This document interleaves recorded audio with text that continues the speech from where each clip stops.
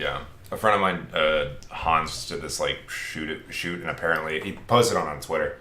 He was talking about how like he came back and he looked at the card and he's like, oh no, all the files are corrupted, but they were able to like salvage it, and like get it off, and he was like, that was like the scariest thing ever because it was 9 hours where he was like in this costume where like you couldn't see any of it. Like he was saying it was the worst because he was just like sweating the whole time because he's he's like in this costume like in the desert.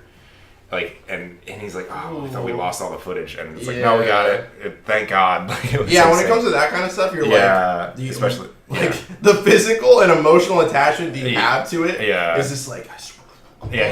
He was saying like he was like, I probably would have to be like, we need more time. Like I want to do it a month later because I just don't want to do it right. Like, all right, I'm gonna do the intro. Ready? Yeah.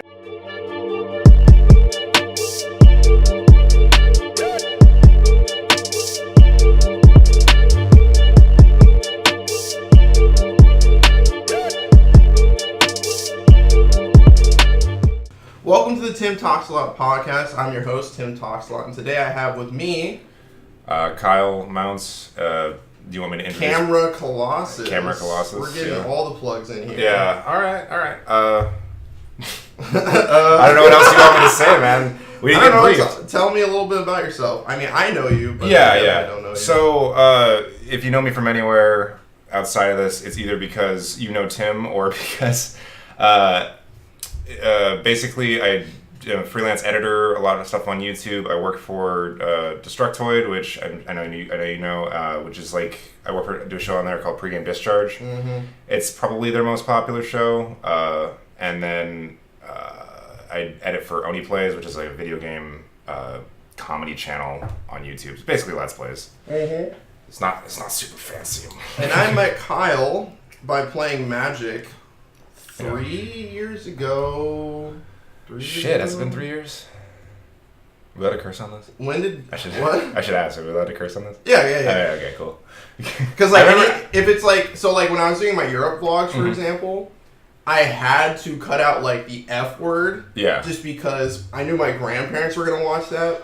But they don't watch my podcast because it's 2 hours long. Yeah. No, or something like that. So they're like, and then I have like a little bit more leeway. Yeah. Like my mom watches the pregame discharge, but she doesn't watch Oni Plays. I'm not really on Oni Plays. I just edit for it. Uh-huh. And then, but she doesn't, when I used to do streams and stuff like that, she didn't watch those. Yeah. Yeah. That got kind of dark though. Why? That was fun. That was, because that was before I was doing editing or anything like that. And that was when I was trying to like. How old were you? I was 22. Okay. When I first started streaming. 26 now. Yeah, and we streamed for about 2.5 years while I was in college, pretty much. Yeah. Me and Lyle. And that was like, I think it was just because like the comedy there was like just really, really dark. And I was like, Lyle thought I was funny, but I didn't think I was funny. Mm-hmm. And like, that was kind of like my chance to kind of just like explore that whole, like, I don't know, I've always loved comedy, but I just never really tried it. And that was just definitely like, we had some great times on that one. That was fun. Yeah.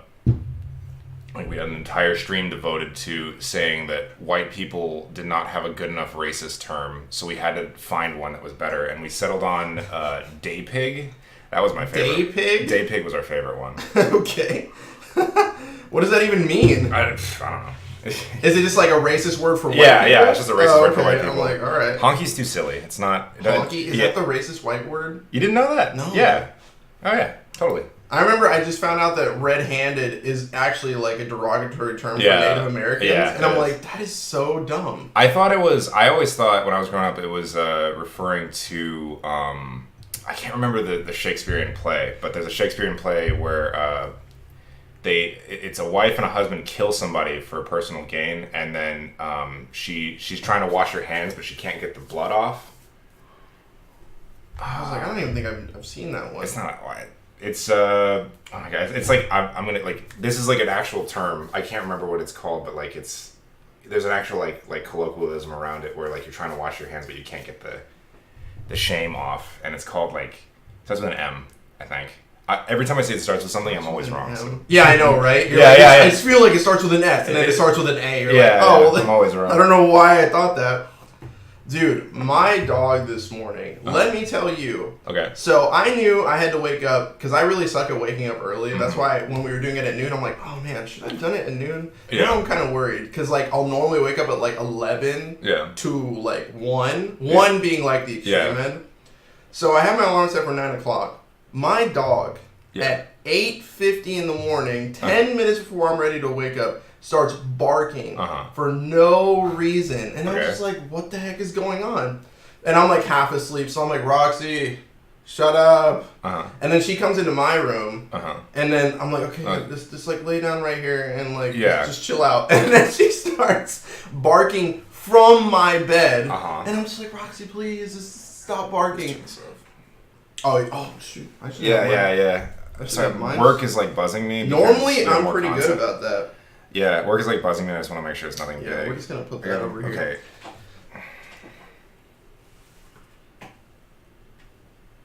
But you work from home, right? Yeah, I work from home. It's just like we're kind of like in a hectic scenario right now because we got Boney Plays coming up. Boney Plays is the Halloween edition of Oni Plays. So it's like we try to do extra content in that time, and it's the crunch right now. So yeah, it's. I don't know. I like working under pressure. I think I'm funnier when I'm under pressure. I think my edits because you're just like more loose with it. Well, because also Boney Plays is like we hold it to a higher standard. Any kind of the special edition stuff we do, it's usually to the point where we want it to be better than all our other stuff, kind of. Just because it's not only because typically around the holidays ads are better, but also because it's more fun. It's a different thing to do. We don't want people to see it coming around next year and go, oh, I didn't like it last year, let's blow it off. Yeah. And we were a little bit afraid of that because we had, last year we had, I came on during Boney Plays last year because the editor, they decided to switch editors basically. And it was a bit hectic, so last year was a bit like more hectic than it is now. And we have it a little bit more under control, but we're trying to keep it like a little bit.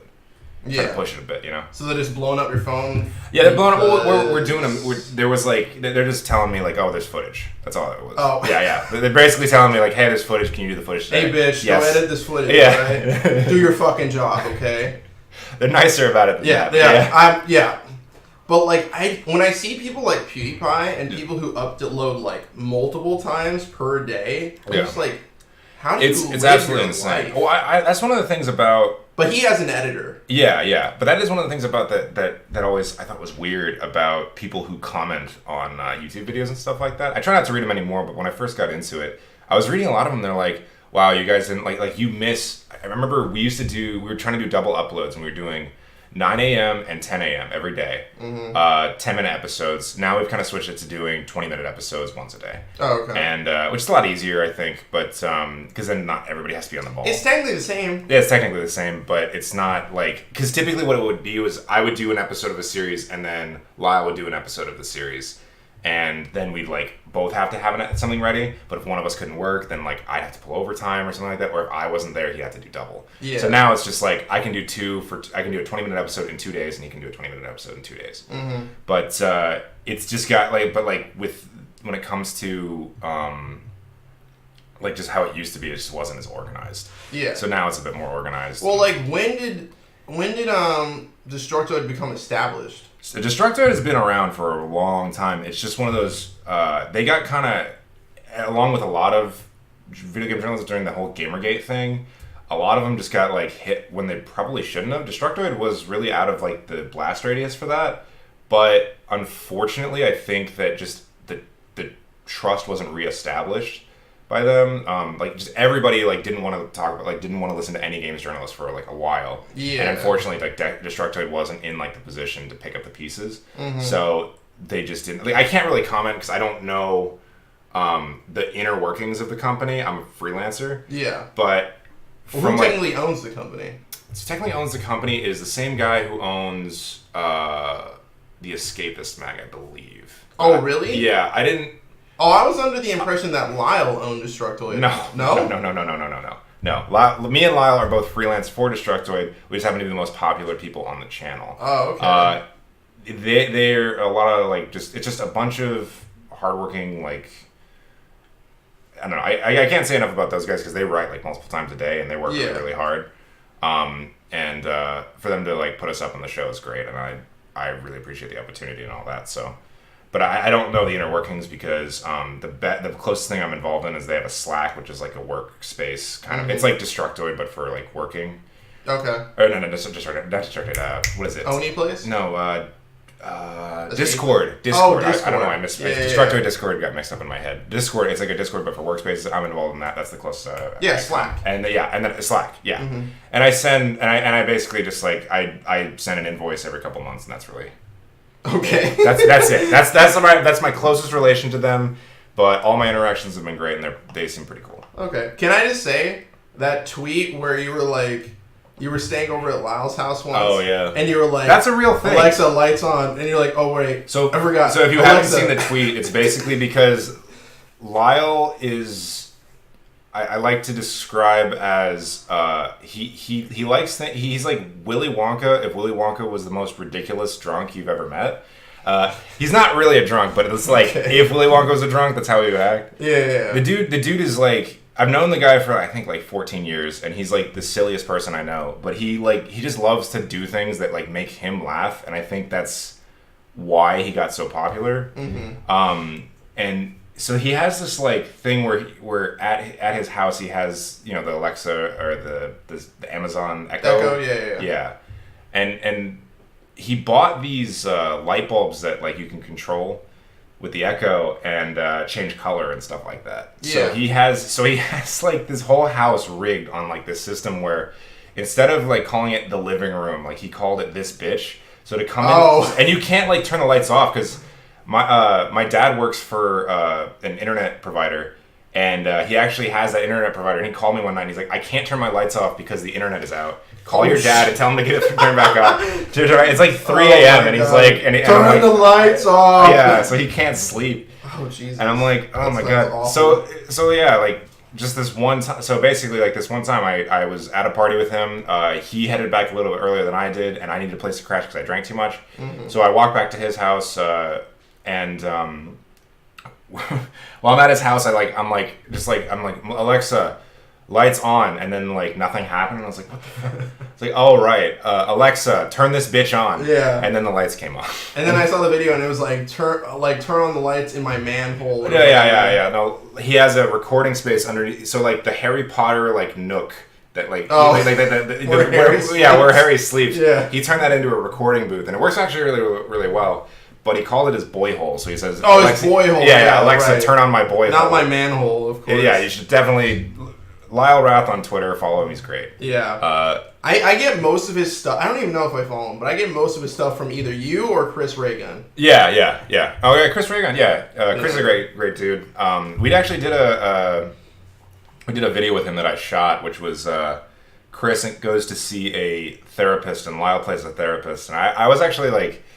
That was like all improv, so I was actually really kind of impressed with like how well that turned out. It's like a really like, kind of like really dry but like really funny like 9-minute kind of thing they put together. What was it? Was it like a skit? It was like a skit, yeah. Oh, yeah. So it's like, but like Lyle puts on this costume and becomes like the creepiest like weirdo horn-rimmed glasses wearing therapist like ever, and it's really weird because he doesn't usually play that role. Uh-huh. Like anytime he does something, he's always playing the guy that is like the burnout kind of guy, like you ever what's a good like character example? It's kind of like I don't know, like they're burned out. You know what a burnout is? Like a dude who like hangs out at the bar and smokes a J like anytime he feels like it kind of guy. Smokes a J. A joint, dude. Come on. You're talking. This is not like no one one speaks like this. Oh my God. People from my generation. Smoke a J. Smoke a J.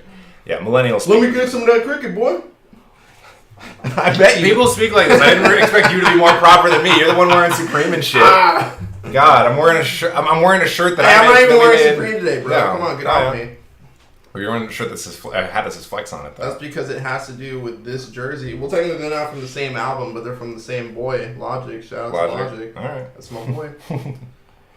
Back to Twitter. Twitter is so great. I was talking to Ami yesterday because we were talking about how, like, they didn't know something was happening on NTG Arena. I'm like, you don't follow them on Twitter? Yeah. Well, Twitter is... He's like, why would I follow them on Twitter? Twitter is a great place to follow famous people organizations that you like. So, for example, like the Wizards is pretty good on Twitter because they'll like release almost everything on Twitter first. Yeah. And then like what else? Pretty much just like I guess like other like internet personalities is a good one. Yeah. But if you want to like, it's just like just do not dive into the drama on Twitter. It is the worst. Yeah. It is the worst. If anyone tries to start a fight with you, immediately like don't block them or anything like that, but just like mute them. There's an option to mute that person. Oh. I always do that. I am the complete opposite. I'll go into it. I try not to now. Though. I remember... Because I spent a half an hour arguing with somebody, because I went to school for journalism, right?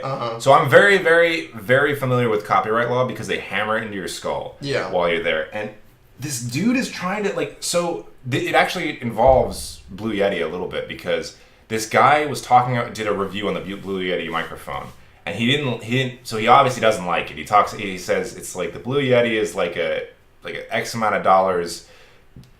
metal piece of garbage or something like that. Blah blah blah blah blah. He does this whole like 3-minute kind of like stint on it, and then there's like a 1-minute section where he kind of like tears it really really hard. But those words are kind of, there's another video that comes out, and those words are like identically like somebody takes those words and then puts them into his video and like recites the exact same kind of rant. Oh. And then so people were like so Lyle actually found this because he watched the original guy, and it's like, what? I don't understand. So he posted about this on Twitter. Yeah. And then a lot of people kind of like were like, wait a minute. And then somebody posted in the comment section on the guy who made the new video, like a link to the other video, and was like, you totally ripped this guy off. And so is that really copyright though? Yeah. Yeah. You can't take he didn't give credit. That's the problem. Had he said... he didn't like reference... Yeah. Had he said that one of his sources was that guy, but you can't take something somebody said verbatim and put it in your video. And it's then, like verbal plagiarism. Yeah. It's just plagiarism. Like it's the same thing. Taking what someone said and then moving it and putting it like basically like using your like taking it and saying it that you said it basically. Mm-hmm. Even if you're like not trying to take it, like if you're not giving credit, it's still plagiarism. Yeah. You just have all he would have had to do was put a little thing like a little like as quoted by the original creator. Yeah. Or like even in the descriptions say like something like, but he didn't do that. He just said one of his sources was that video. Mm-hmm. And a lot of people were saying like, or no, he changed it later to say one of the sources was that video. So he didn't even say it in the description at first. He's like, oh, well, I use them as a reference. It's like, that's not. And here's the thing. I give the guy a little bit of a leeway because it's obviously, it seems like he was just being ignorant and he didn't realize that was what you're not supposed to do that specific thing. But there's people arguing, but I posted about that on Twitter and I was like, this is absolutely ridiculous that he didn't. Oh my God. That he didn't change it. And I'm already frustrated. Yeah. Some 12-year-old is like, no, I already know. What do you know? And it's like, I don't want to like throw my journalism degree like into the I just feel like it's just like this pretentious thing to do. Be like, but I have a degree in this. Oh my God. Like, Side note, that's what my mom would say all the fucking time. Yeah. I have a psychology degree. I think I know what I'm talking about. I have a psychology degree. Yeah, I know. Shut up your ass. How about that? No offense, but like so do most people. Like that's a very common degree. Well, my thing is like whenever people are like, "Oh, you don't know this," I'm like, "Look, dude, I'm a finance major. I don't know." Yeah, I think the thing about like degrees though is that it's not really even. It's an introduction to the subject, typically. It really is, because it doesn't. A degree doesn't replace years and years and years of experience, and especially not to employers. But it's super just like, I don't know. It's super weird when someone, especially on Twitter, when someone is like questioning like the guy. So I got into the debate, and long story short, I'm pretty sure the dude is like 14. Yeah. Like after a while, I was like, yeah, this guy's probably pretty young and just doesn't understand. He's like, oh yeah, show me the video rules for plagiarism. Like, so what's more likely, that there's these rules for plagiarism apply to everything, or that it only applies to writing and there's separate rules for everything and I just can't find them? Like, no, it applies to everything. It's like, if we were in a court of law, they would be like, yes, it applies. Yeah.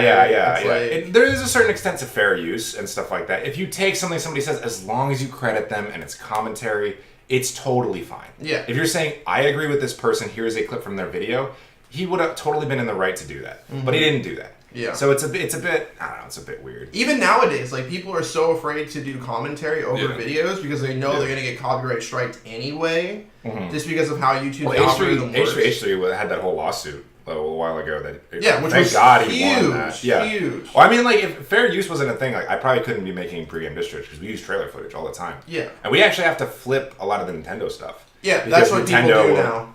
Well, Nintendo, I don't think would actually care if they saw if they actually watched the video. But I think their mindset is we don't have time.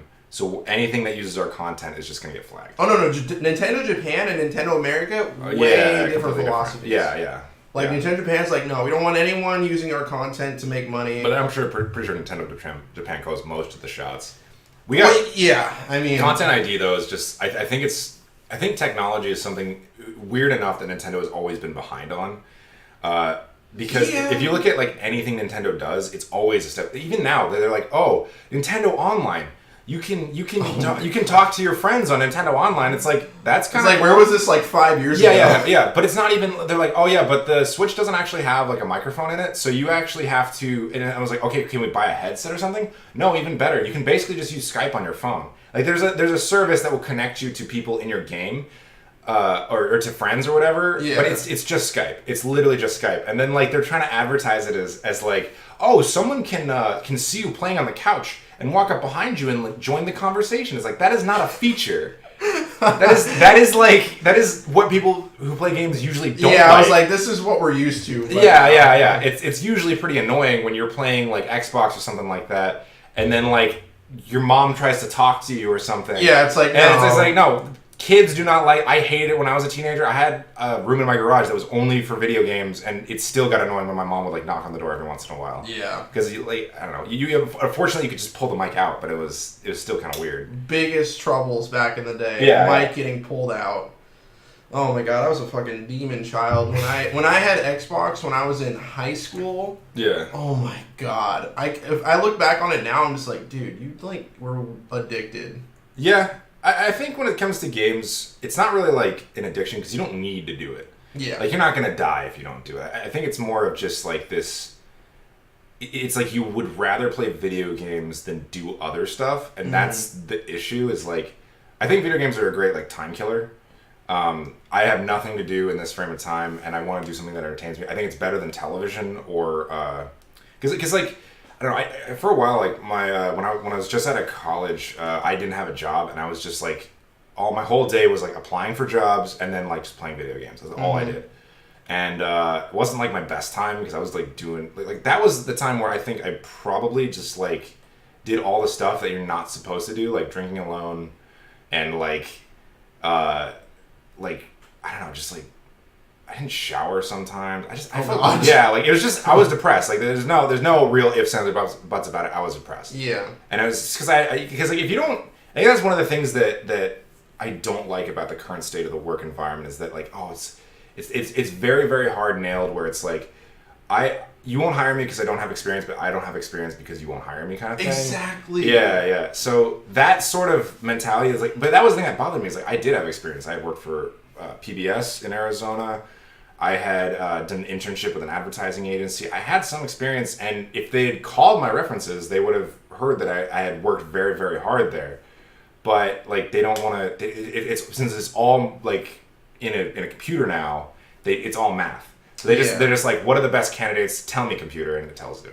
Basically. So it's not that anymore. So honestly, I think you have a better chance. And I'm not endorsing this, but if you just lie on all your things. No, real talk. That is seriously a thing. Like I considered because it's just like you just want to tell them what they want to hear. Yeah, basically, and then whether or not that's true or not, it's like they're gonna train you regardless. Yeah, that's it's the thing. Like they're not expecting anyone to come in. Even if you are the most experienced person in the world, they're gonna train you.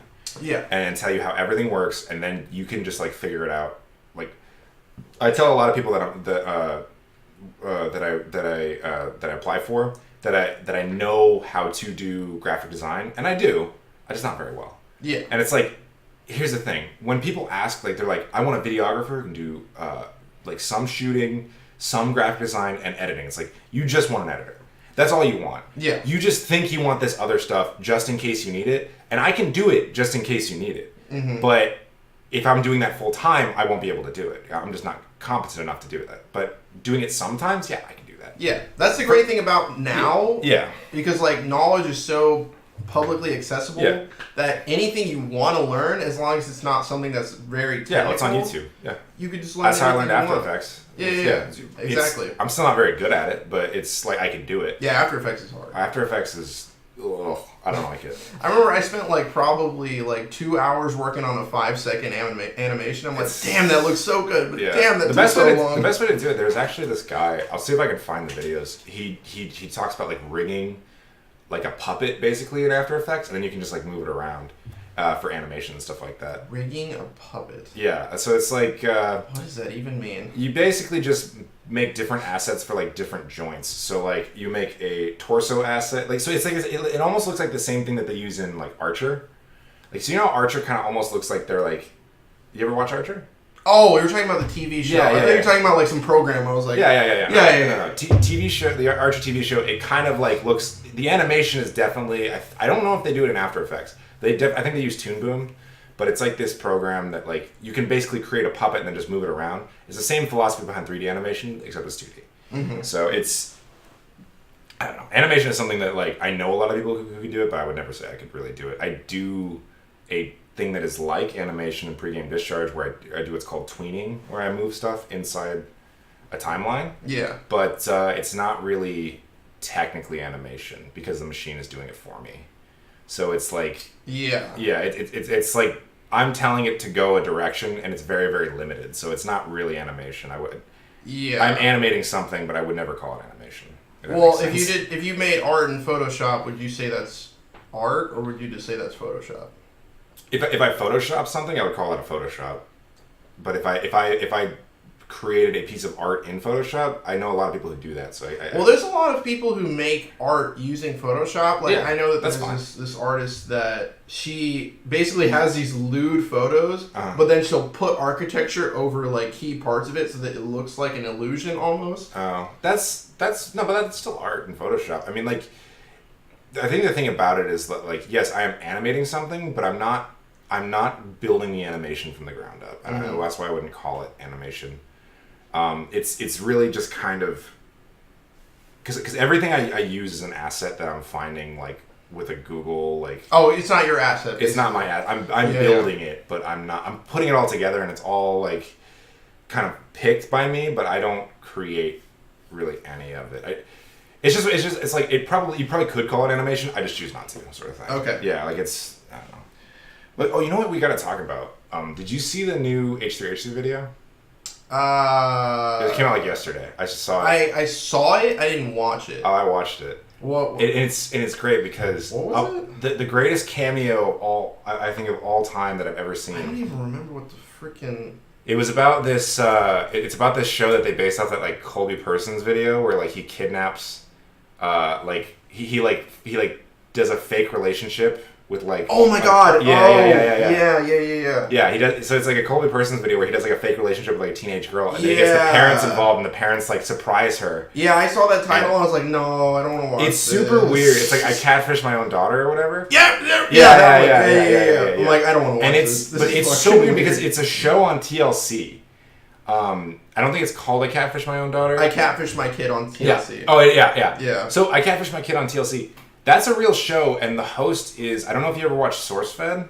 I used to. Did you watch the original SourceFed? Yes. With Elliot Morgan? Yes. Elliot Morgan is the host of I Catfish My Kid on TLC. Really? Yeah, he is. Actually, because Ethan starts playing the video, I'm like, that guy looks familiar, and then it shows his face, and I'm like, I'm pretty sure that's Elliot Morgan, but let me Google this, and it's no, Elliot Morgan is actually the host of the show, and he's so freaking creepy.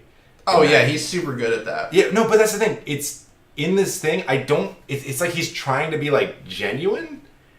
Oh, and it's not a bit. It's not a bit. It doesn't seem like a bit. It seems like he was hired. Honestly, I don't know him, but I feel like this is something that he did where he was just this is too good of a opportunity to pass up, sort of thing. Yeah. It's super weird. It's super creepy, and Ethan even points out a lot of stuff because he says things that. He's like, oh, this is the guy that we made up, and he's super trendy, and he has fresh cut swags. And I was like, oh, you didn't say that, man. Oh god, what are we back in 2012? It's so weird. Eesh. So he has it's like this very like. Because I think the thing about aging that I've kind of realized is as soon as you hit like 24, you're kind of out of touch. Oh God, don't talk like that. Yeah, it's true. I'm turning 24 in January. You're gonna be out of touch pretty soon, man.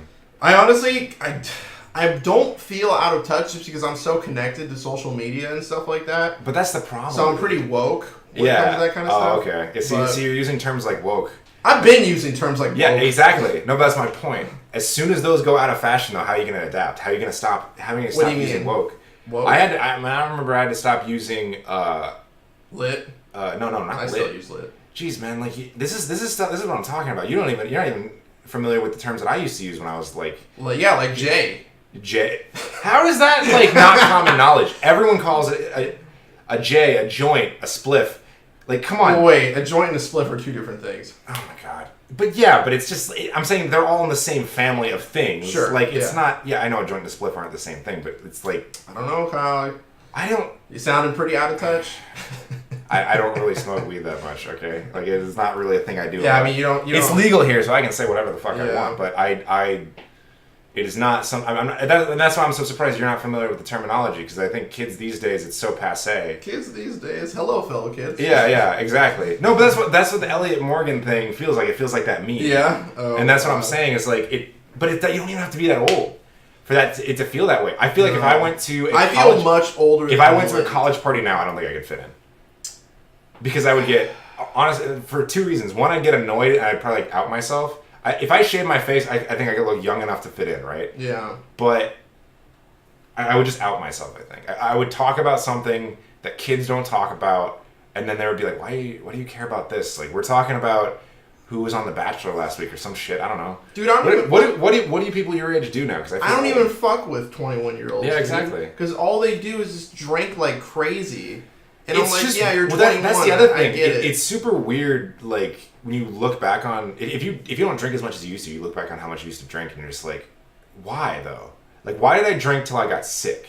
Yeah. You know, the last time I drank I got sick was last year, and that was a mistake. Like, I didn't mean to drink that much, but my drunk mind thought I could handle it. Yeah. Sort of things. Because I went to Vegas. And enough said. Yeah. I went to Vegas, and I bought this. And I know it's like childish humor, and it's probably not PC right now, but I thought it was funny. I bought this rum. Mount Gay. Yeah, Mount Gay. Yeah, rum. I feel like we talked about Yeah, no, we did. Yeah, I think I told you the story, but like I bought this rum. It was Mount Gay rum. I thought it was funny. To say like, oh, who wants to climb Mount Gay? I'm not hateful or anything. I just thought it was funny. Anyway, like, whatever. It's a funny word. Yeah, you're fine. Yeah. But it's no, it's. So I brought it. Basically it was me, my friend John, whose birthday it was, my friend Austin, and John invited his coworker, who is now his girlfriend. You're not talking about John, your cousin, right? No, I was my friend. John's not even 21. No, he's not even 21. God. Whatever. That dude parties harder than I ever did. John? But, yeah. Oh, we can talk about that. I know that's the thing. I didn't really party that much in high school, but I didn't either. Yeah, I was pretty safe.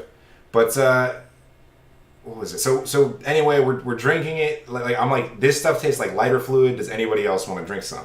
And so we're like, I was telling everybody, please help me drink this. I don't want to drink it. Yeah. So we got most of it down the first night. Second night, we're about like halfway, and everybody's taking swigs of it. So we get down to about like maybe I don't want to say a quarter. I'd say like a little bit less than like an eighth of the thing. It's still a lot of rum to drink in like one sitting. If you just so we're about a little bit above an eighth of it.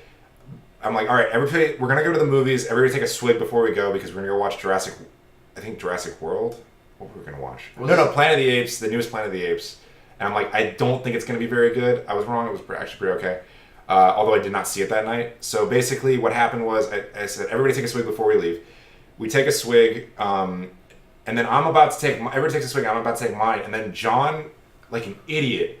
Because I think he's kind of devious because he knows that I will never turn out a dare when I'm drunk. Oh, he told you to drink the rest of it? Yeah, he's like, wouldn't it be funny if you drank the rest of it? And I'm like, no. And I just like, I'm like here. And I just like lock eyes with him and I down the whole thing. And he just like, the shock on his face, And then I'm like, oh, that was probably not a good idea. And we walk out, but like my drunk mind says that probably wasn't a good idea. But I feel fine. Let's go. Yeah. We go to Fuddruckers. I eat like half a cheeseburger before I start to feel really bad. Ooh. And then we go to like I'm starting to wobble a bit.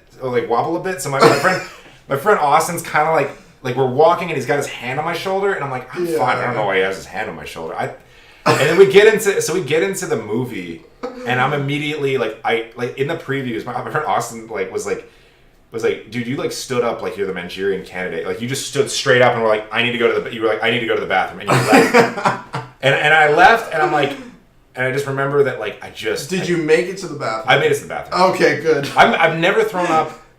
Oh, I did the one time in college I threw up where I was not supposed to. But other than that, but. I can tell that story after this one. Oh, man. That one's easy. But anyway, so like I went to the bathroom and I threw up for like 2 hours, and then Austin came in like 5 minutes later and was like, "Hey man, you okay?" And he just sat in there waiting for me, like playing on his phone the whole time. He's a good dude. I love Austin. He's a good friend. But it was just like, I was like, okay, when we get back to LA, I'll buy you a ticket. We'll go see Planet of the Apes because I feel really bad. He's the only one who I think actually wanted to see the movie. Oh, and he was hanging out with you the whole time? Yeah. But I think it was kind of beneficial. And he didn't also want to like sit in there because my friend John and his friend, oh my God, I can't believe her name is so freaking simple and I completely forgot it. Karen. You know what? It's close. Oh my God, I thought I got it. Kristen Kristen is her name. So yeah, Kristen. So Kristen was so him and Kristen were kind of vibing each other, and I was like, and me and Austin were like, dude, you gotta hurry up and make a move. So like I know Planet of the Apes isn't the most romantic movie, but at least we left them alone. Yeah, and Austin wasn't there third wheeling it the whole time. Yeah. So it was just yeah. And it was, I don't know, that was a good trip though. Other than that, but yeah, I don't.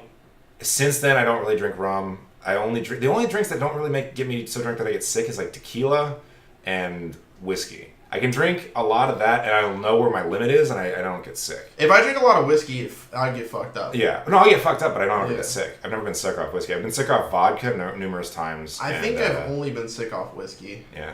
Vodka's dangerous, though.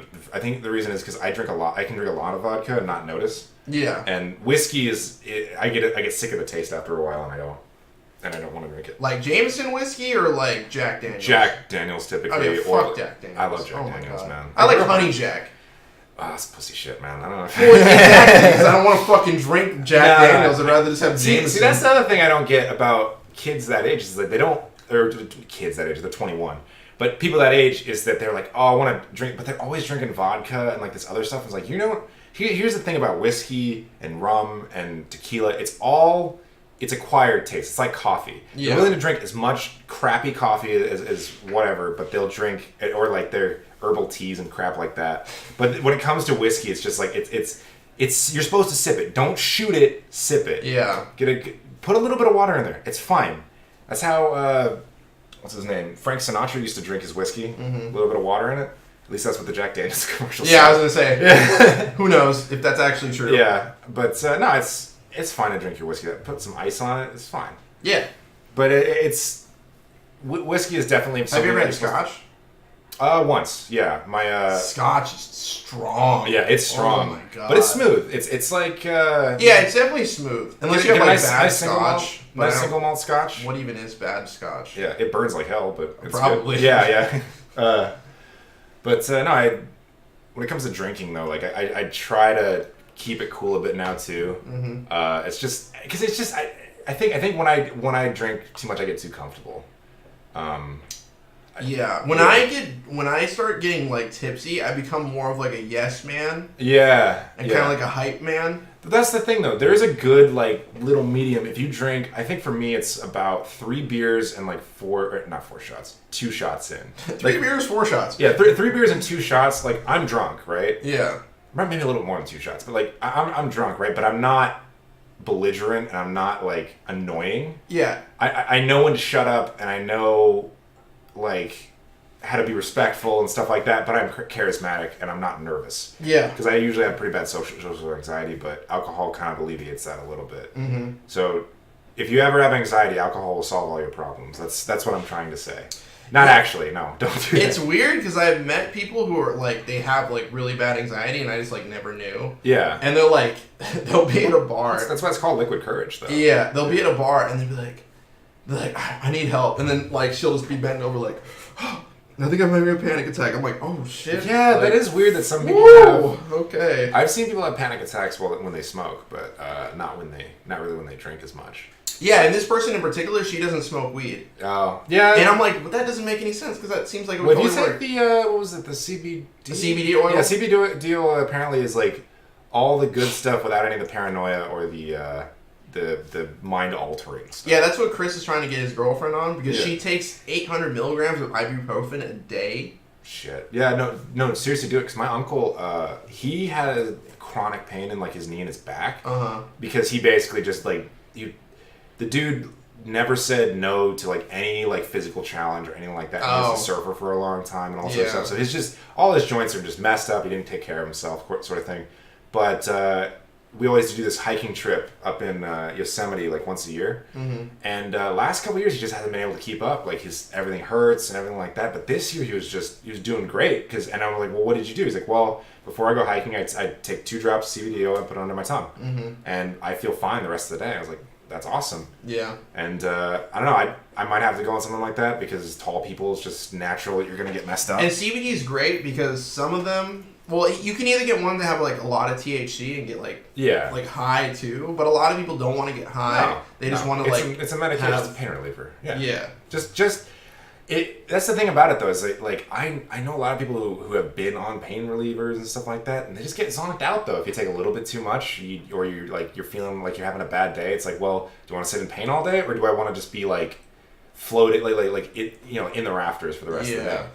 And it's just, I think with like the CBD oil, I don't think you can get, if you take a lot of it, you're probably not even gonna get high. No. Well, if it has like no THC, then you're not gonna get high. You're just gonna be like super, like you're just gonna feel good. Yeah, yeah. Basically. Which I mean, I think that's at least you're alert and it's better than because I don't know, opioids, man, they scare the shit out of me. Yeah, they fuck up your liver. Yeah. Oh no, they fuck up everything. Yeah. Well, yeah, mentally and physically. Yeah, mentally. No,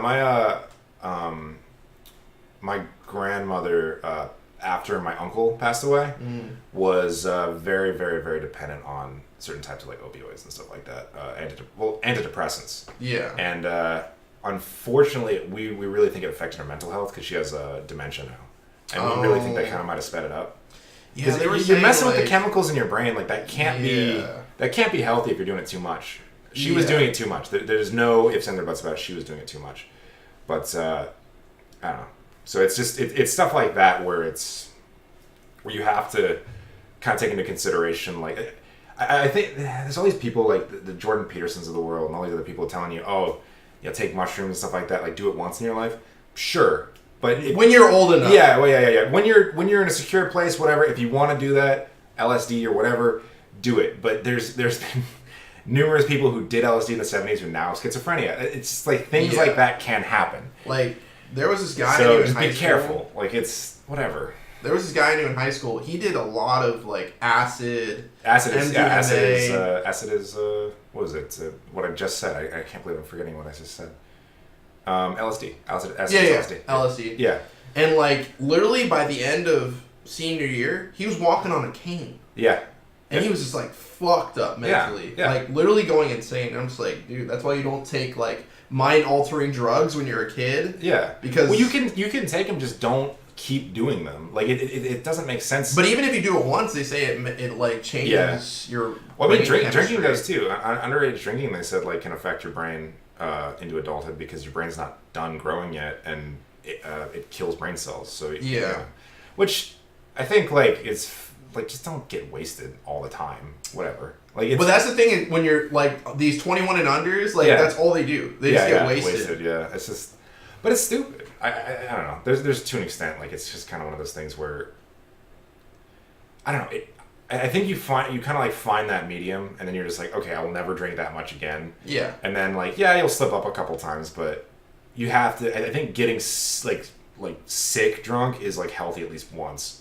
Because then you'll be like, I never want to be like, especially if you get hungover the next day. It's just like, I never want to feel like this again. Yeah, I think the last time I was really bad hungover was on my birthday. Yeah. That's just because, like, literally walking into the bar, my friends were hanging out in the parking lot. Like, hey, come drink this rum with us. They're like, this bottle's yours, man. I'm like, oh, God. Okay. They're like, come on, you can go to finish it. I'm like, dude, I still gotta go in the bar and drink. That is the weird thing. I don't understand. But it's super weird because I guess you're getting drunk for free. That's kind of cool. Yeah. But I don't understand the point of getting so drunk that you get sick, man. Like it's just so weird.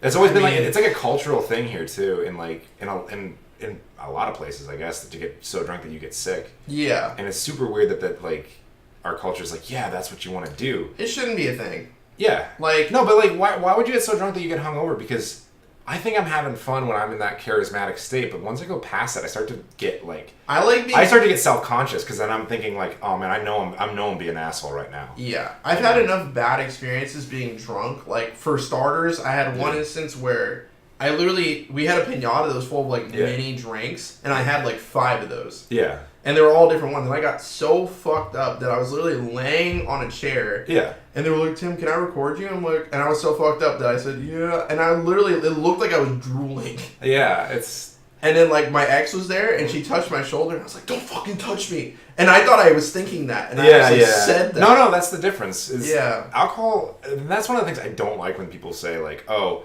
I was drunk, so that's an excuse. It's like, no, being drunk. No, I don't even give myself. No. That's what I'm saying. No, yeah. I don't like that when people say, like they use them being drunk as an excuse. It's like because you didn't say anything that you didn't actually think, or like that you didn't do anything that you probably didn't want to do somewhere. Yeah. And like it. Sometimes like in some situations, I'm sure there's leeway, but for the most part, it's like, oh, I didn't mean to say that like that you were a fucking asshole. Like that kind of has a little bit of leeway because you're like, well, maybe in that state of mind you thought that. Yeah. But if you're saying like, oh yeah, like that one time that you did this, I thought you were such a fucking bitch. It's like, that's a true statement. Like that's something that you're pulling from memory. That's where like alcohol is like letting you say what's on your mind because normally you just wouldn't say it because you care about. If it's something that you do while you're drunk, then maybe that's a little bit different. Like you would never actually say that to somebody if you weren't drunk. But if you're pulling something from like a past experience or like from a mindset when you're not drunk, then it tends to get a little bit murky. Yeah, have you ever had like those friends who get like super emotional when they're drunk and they just tell you all this shit? Exactly. Like, it's just it turns off inhibitors. That's what alcohol does. That's all it really does. Yeah. And that's why like if somebody were to like, I don't know, somebody I know.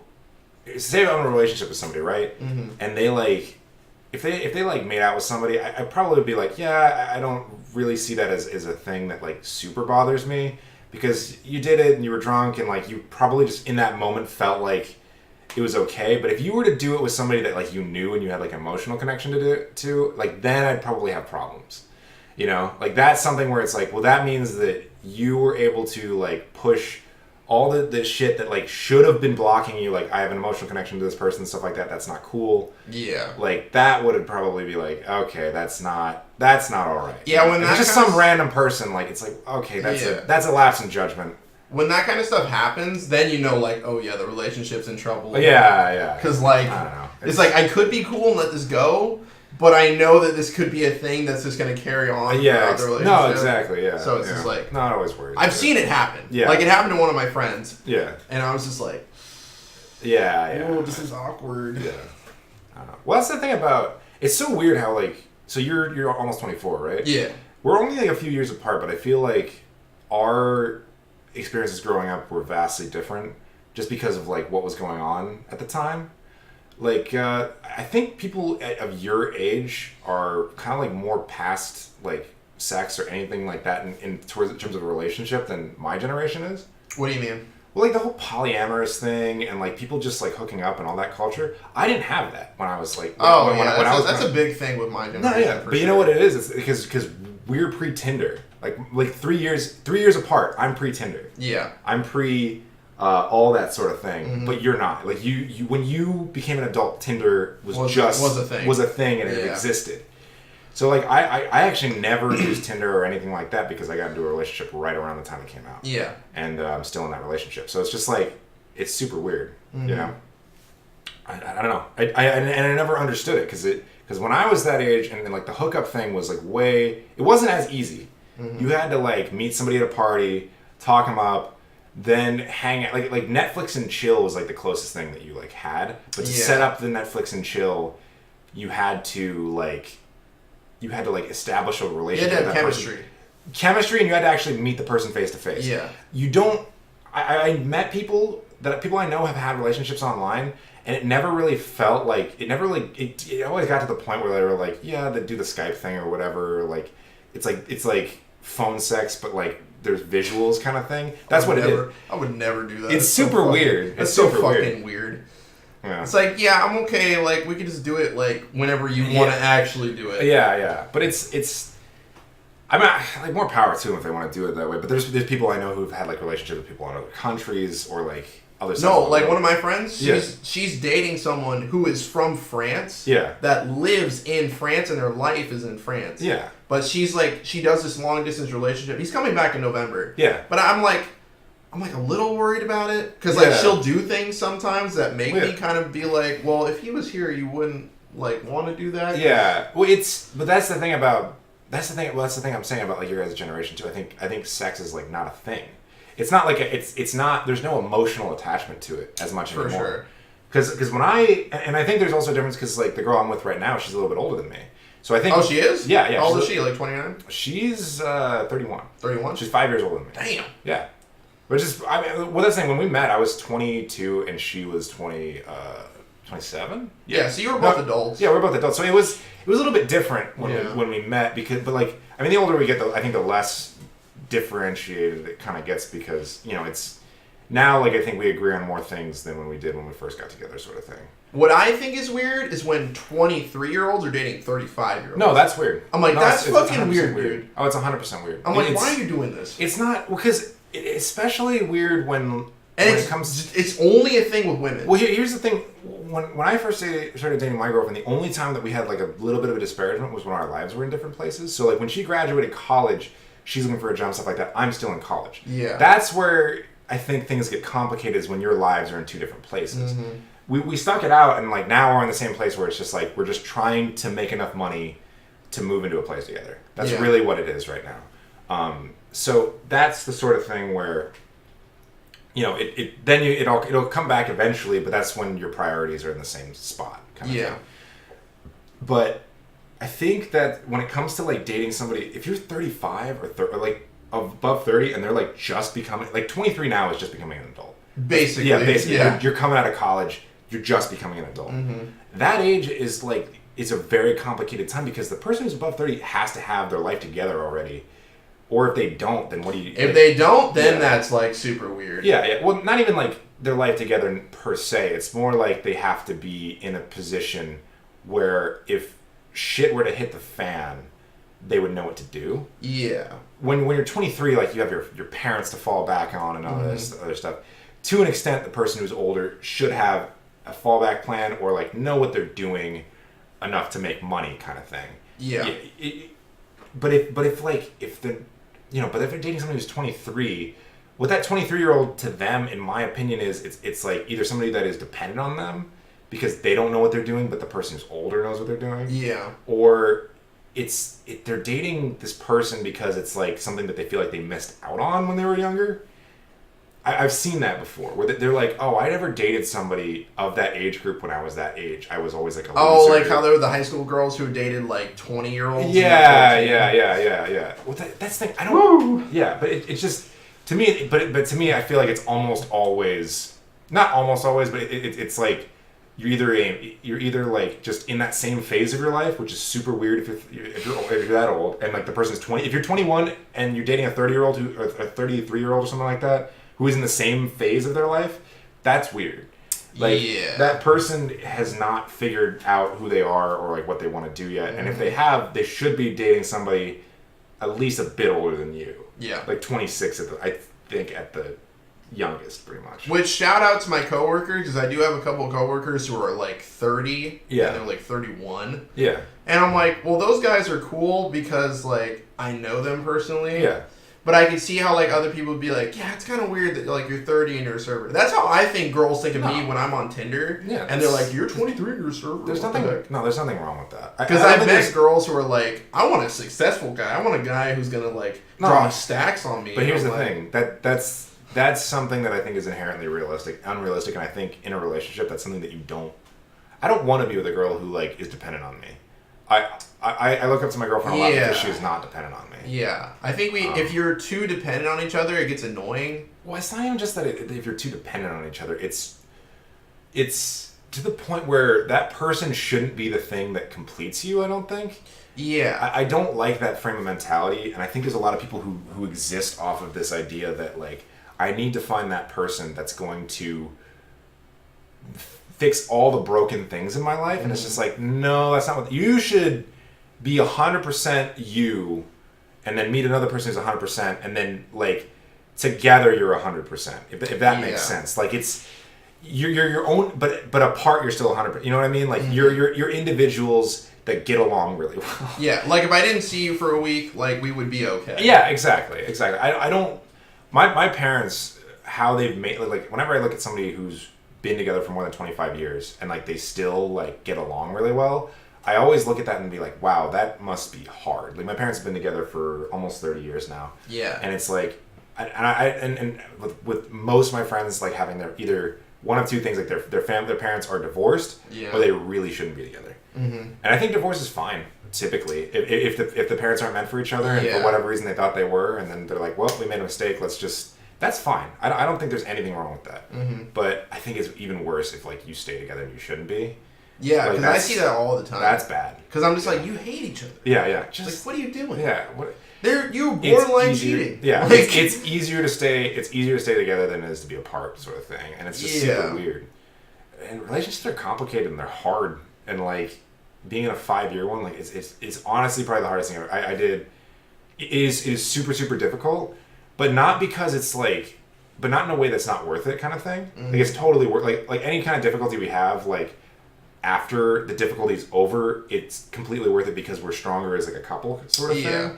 That's the kind of relationship that I think you want. Mm-hmm. But and that's the relationship I have, and I think I'm super lucky to have it. But it's super like, you almost have to like give up on everything else before you find that person. It's super weird. I completely had given up on like dating, and then I met my girlfriend, and now like I'm like, and then I was like, fuck, now I have to date this person because I think she's great. So it's like fuck. It was super weird because like I was having like I've never been like. I was never really great with women when I was younger, and then when I went to college, I just like, I like my anxiety like got cranked up like a crazy amount because I'd done this thing in high school where I'd always played it safe. So I was like, you know, when I go to college, I want to branch out. I don't want to be at I don't want to live in LA my whole life and just not move around. And I want to get outside of my comfort zone. So I went to Arizona State, which is like, it's not too far away from home, but... You get your degree there? Yeah. Oh, wow. So I went to Arizona State, Walter Cronkite School of Journalism and Mass Communication. And that was another thing, like, I went... When I first went to college, and I fully, like, tell everybody I know to do this. If you go to college and the first major you pick, I don't think you should do that, typically. Chris changed his major 2 times. Yeah, it's fine to change your major, but I think that's the thing. Don't... Even if you, like, go to college, go undeclared at first. Go to a community college, be undeclared for, like, a couple years. And then the last year, like, figure it out. Mm-hmm. That's what I did. I think it works great for most people. I wish I would have done that. Yeah. Because, like, as much as I love that I just went directly into CSUs, and a lot of people are like, wow, you went directly into CSU? That's kind of crazy. I'm like, yeah, it's great, but, like, you kind of want extra years to figure out what you're doing. Because when I went into college, I wanted to do one thing, and then after doing it for a while, I was like, fuck this. Like, this but you have to finish now. Yeah. And then I just did because I wanted to be a corporate lawyer. Yeah. And then that's why I did finance. Yeah. And then I was like, well, law school like kind of sucks. You have to do that for 3 more years. Yeah. And being a lawyer is very time consuming. Yeah. I was like, I'd rather just be a finance major altogether and just have my own like hours and stuff. And then like just meeting my own peers in my degree, I was like, fuck these people. Like, oh my god. Yeah. Because the thing about, I don't think anybody should do something because there's two things I don't think anybody should ever do. No one should ever do something just because it's fun, and no one should ever do something just because it makes money. Yeah. You got to find like a happy medium in between. Mm-hmm. I do editing because I think I like creating stuff, and I like creating stuff, and it makes pretty decent money. Yeah. So it's it's enough for me to live off of, and I can see myself doing it every day without being miserable. You don't want to, but you don't want it to be something that you enjoy doing all the time, because I know a lot of people who do like hobbies that they used to love for like YouTube or like anything like that, and they're like, oh, but then it becomes work, and then it's not fun anymore. Because the fun thing becomes work, and then you don't want to do it anymore. Yeah, and then you don't want to do it anymore, and then you kind of like, so if you're doing something that's fun, you're not going to do it unless it's fun. Mm-hmm. It just doesn't make sense to. But if you're doing, even like, I don't know, just anything any passion doesn't begin at, it's going to make me a lot of money. No. It just doesn't happen that way. Mm-hmm. So that's why, like, but then there's people who do, like my cousin John is doing a nursing degree right now. And I personally think that he's absolutely miserable. Supreme John? Yeah. Yeah, when he talks to me about his, like, he's like, but I'm going to make so much money. It's like, after you pay off your student loan. But that's such high school mentality. Yeah, and that's what I told him. Like, dude, just take some time off, do some electives, figure out what you want to do.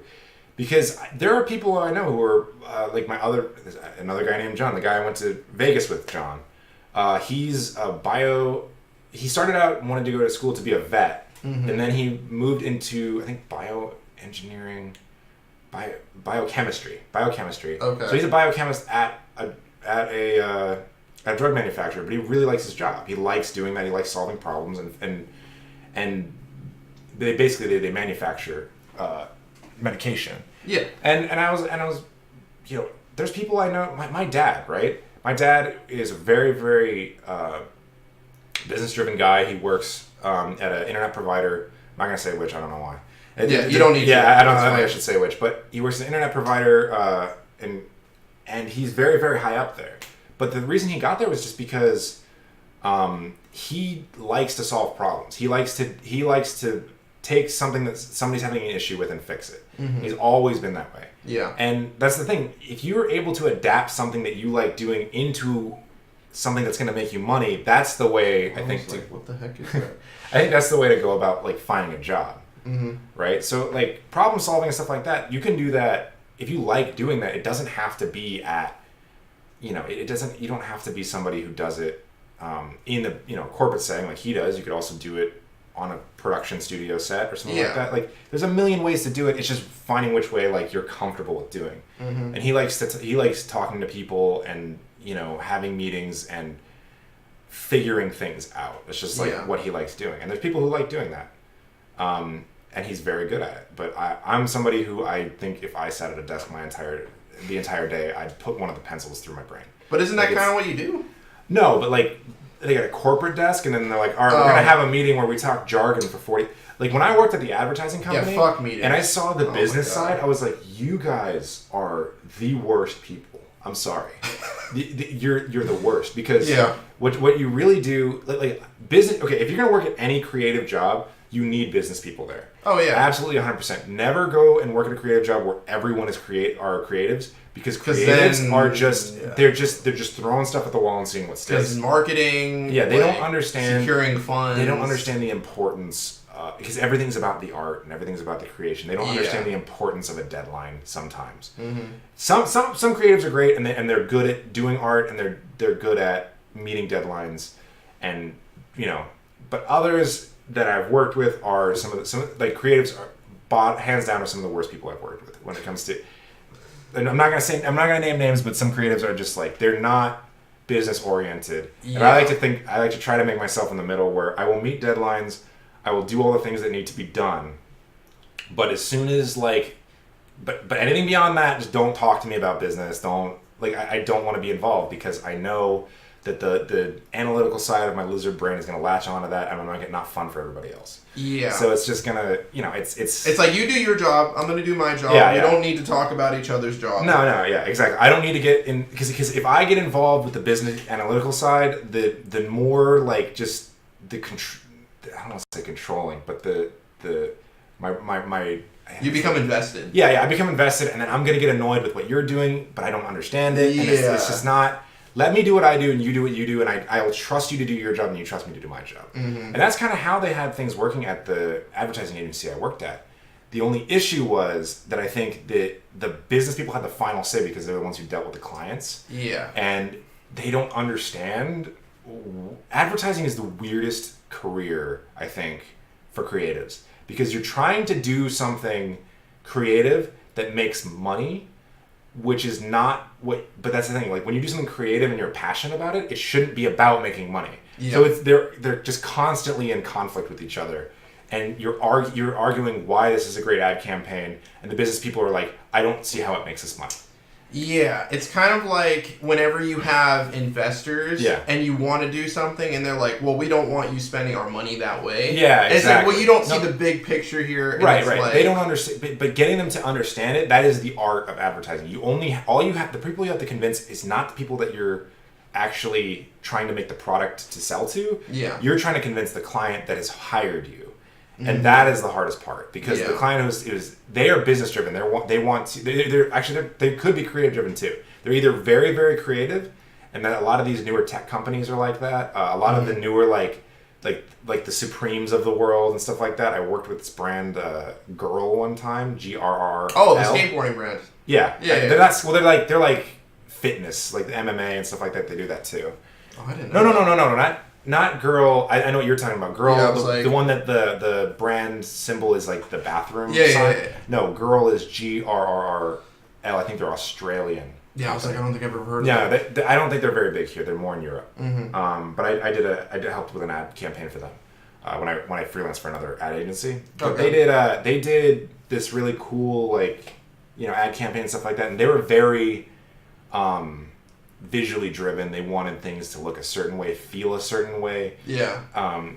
But if it was a brand that was, so they were more they got it, is my opinion. I think they really understood how the advertising game is played. Is like you sell stuff, buy stuff looking good, sort of thing. But if you work with a company that is like, well, where's the data? Where's the metric? How do I measure how much this is going to sell? Yeah. Those are the hardest people to deal with if you're a creative because you don't know. Yeah, it's like I can't explain it to you in a way that makes sense to you, but I know that it's good. Because now all these brands are trying to sell a feeling. That's what it is. They're trying to sell feelings to you. So McDonald's is trying to sell the feeling of you when you were a kid biting into that McDonald's hamburger, like what it felt to go to McDonald's when you were a kid. Yeah, that's what they're always trying to sell because they know that the taste of their food isn't on point. And the health concerns behind their food is really not on point. Yeah. So they're like, well, we're selling nostalgia now.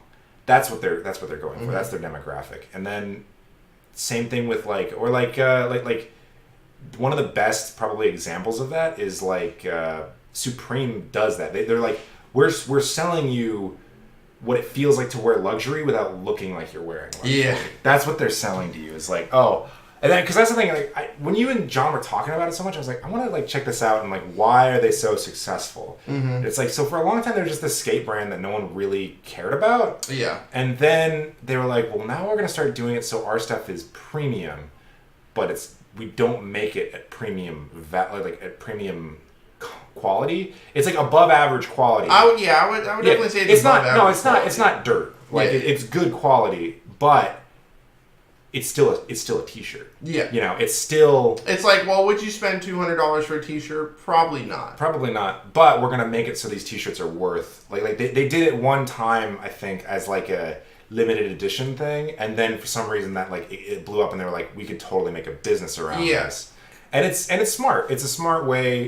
It's making clothing collectible. And it's really, really kind of interesting, but... I'm not somebody who would personally invest in that sort of thing. Yeah. I know people who rotate their wardrobe through Supreme, and I think that's kind of interesting. Like because they have fall, winter, and then they have summer, spring. Well, that's what John does. John will buy all this stuff, and then after he's tired of it, he sells it. Yeah. And he gets all his money back. So he basically, all his clothing is free. It's just the price point to invest is a lot higher than if you were going to buy, like, Vans or something like that. Yeah. But he does buy Vans. Well, he does, but you know what I mean? Like, it's the same with the shoes or, like... Me and John are kind of like opposites. Because I spend most of my money on shoes, but he spends most of his money on clothing. Yeah. But I mean, if you take like a Vans shoe, right? Like this is a quality shoe. It's like it's debatable. Whatever. It's stylish. It has a good look to it. I've had this for like a year and a half, and it still looks okay. Yeah. And it's not too expensive, but it's a good quality shoe. But if you're talking about like, and then but you could have. But you could have those, right? This pair of shoes. No, but but the disadvantages to that are you have to spend more money, and if they fray, not if you get it for retail. Yeah. No, but only 190 for retail. But if you're part of the club, you can get it for a certain amount. But there's advantages to like buying this type of. There's an advantage to medium, but the big disadvantage to the medium thing, like Vans are like medium shoes. They're not the cheapest shoes, but they're not the most they're expensive. like 40 to 100. Yeah. So they're like the medium shoes, right? The biggest disadvantage to medium though is that once they get old, no one wants them anymore. Yeah. They're go to the Goodwill or in the garbage, or like you just get rid of them, and you have to buy new ones now, and you have to spend that medium price point. The advantage to having the high end stuff. The collectible high end stuff, I should say, not the real high end stuff. I don't think there's any advantage to that. No, like designer. Yeah. Designer like sneakers. Yeah. 100% not comfortable. Yeah. Well, yeah, they're not comfortable, and on top of that, like, do they sell again really well? Well, like Balenciaga, Gucci, zero resell. Yeah. Because you're purchasing it for one price and you're selling it for one price. It's not like Supreme where you buy it for 80 and you sell it for 160. And it's not limited. Yeah. They can make these as many times as they want. There's no. Yeah.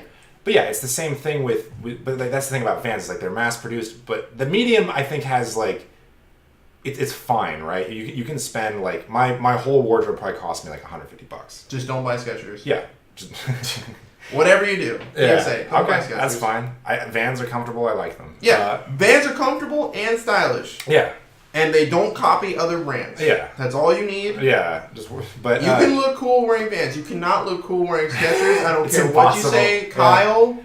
Kyle Aguirre, calling your ass out. Steven doesn't think you. It's fucking Steven. Steven wears a fucking like vest. Yeah, Steve. Well, hey, that was cool when I was a kid. I think it's case in point. Yeah, whatever. Case in point.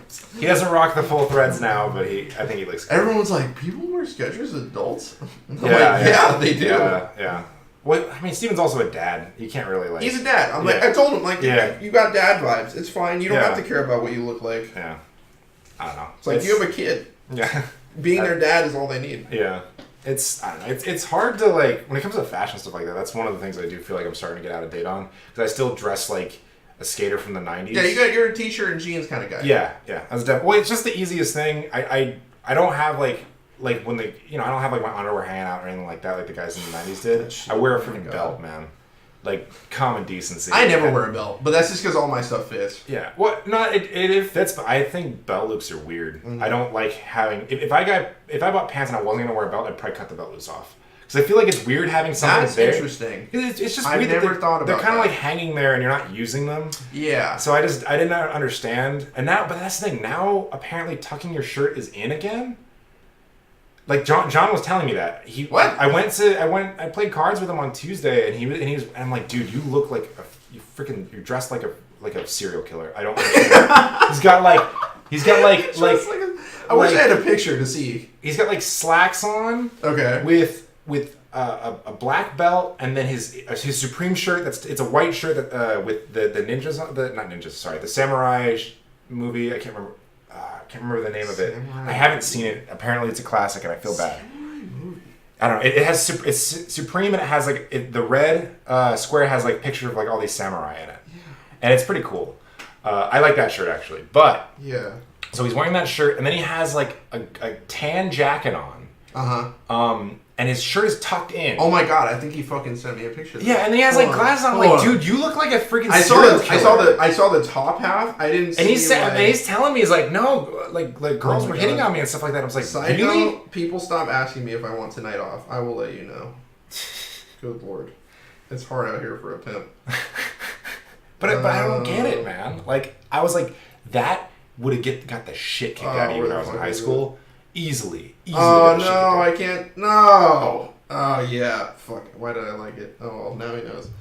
But yeah, he was wearing like a tan jacket. But I'm like, dude, you look like a serial killer. White Supreme on, and he had it. Oh, he said you made fun of him. Yeah, you look like a serial killer. Was he wearing a shoulder bag? Yeah, and he was wearing a shoulder bag, and I'm like, dude, you're wearing that's like if you were wearing a fanny pack instead of that shoulder bag. Seriously, like people would be calling the cops on you. That's no. People, you know what people do with fanny packs now? Instead of wearing it like this. They wear it like this. And I'm like, that's fucking retarded. Yeah, that's stupid. And I know you shouldn't use retarded. It was retarded. No.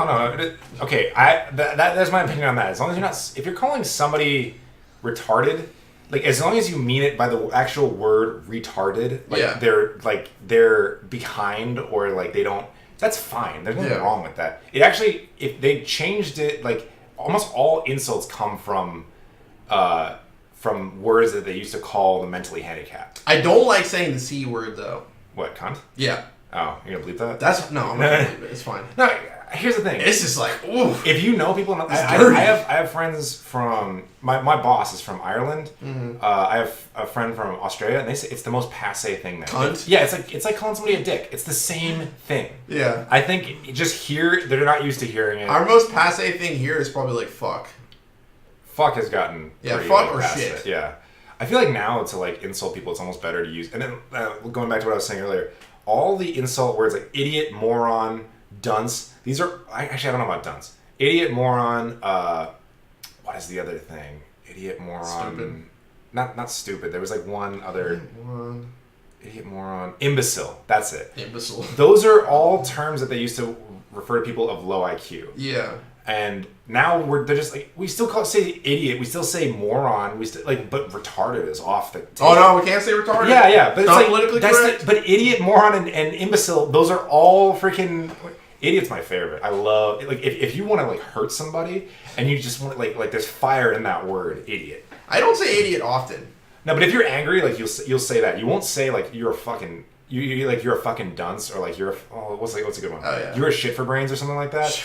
That's something that you're saying to somebody like that's a friend that like you're kind of messing with. Yeah. But if you want to like sting somebody, yeah, and like make if you're them feel mad, stupid, you're like, don't be a fucking idiot. Yeah. Like, or just calling them stupid. Like that's my favorite word. Yeah. Dumb. Don't be dumb. Don't be dumb. But that's the thing. Dumb almost has like a playful kind of tone. Exactly. That's what I'm like. But if you say like idiot with like enough fire behind it, like somebody will tell you're mad. Yeah. And it'll get your point across. Is what I'm saying. Yeah.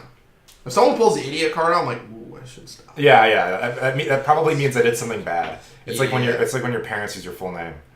Timothy Robert Shellman. I hate that. Oh man, I'm like, I'm in trouble. I had my mom use my full name. She didn't do it a lot, but like she used it one time, and I knew I was in trouble. I was like, fuck. What is your middle name? Joseph. Kyle Joseph Mounce. Yeah. But I don't know. It's weird. There's a lot of weird stuff. I don't know. Mm-hmm. Switching to topic. Have you heard that James Gunn is thinking about joining DC for Suicide Squad 2? I thought they already got him. Yeah, so like apparently I saw it as a tweet from some random person. Yeah. But like Batista, he was like, sign me on for that shit. Yeah. And then I think Batista is the one who might be the most at risk for like jumping.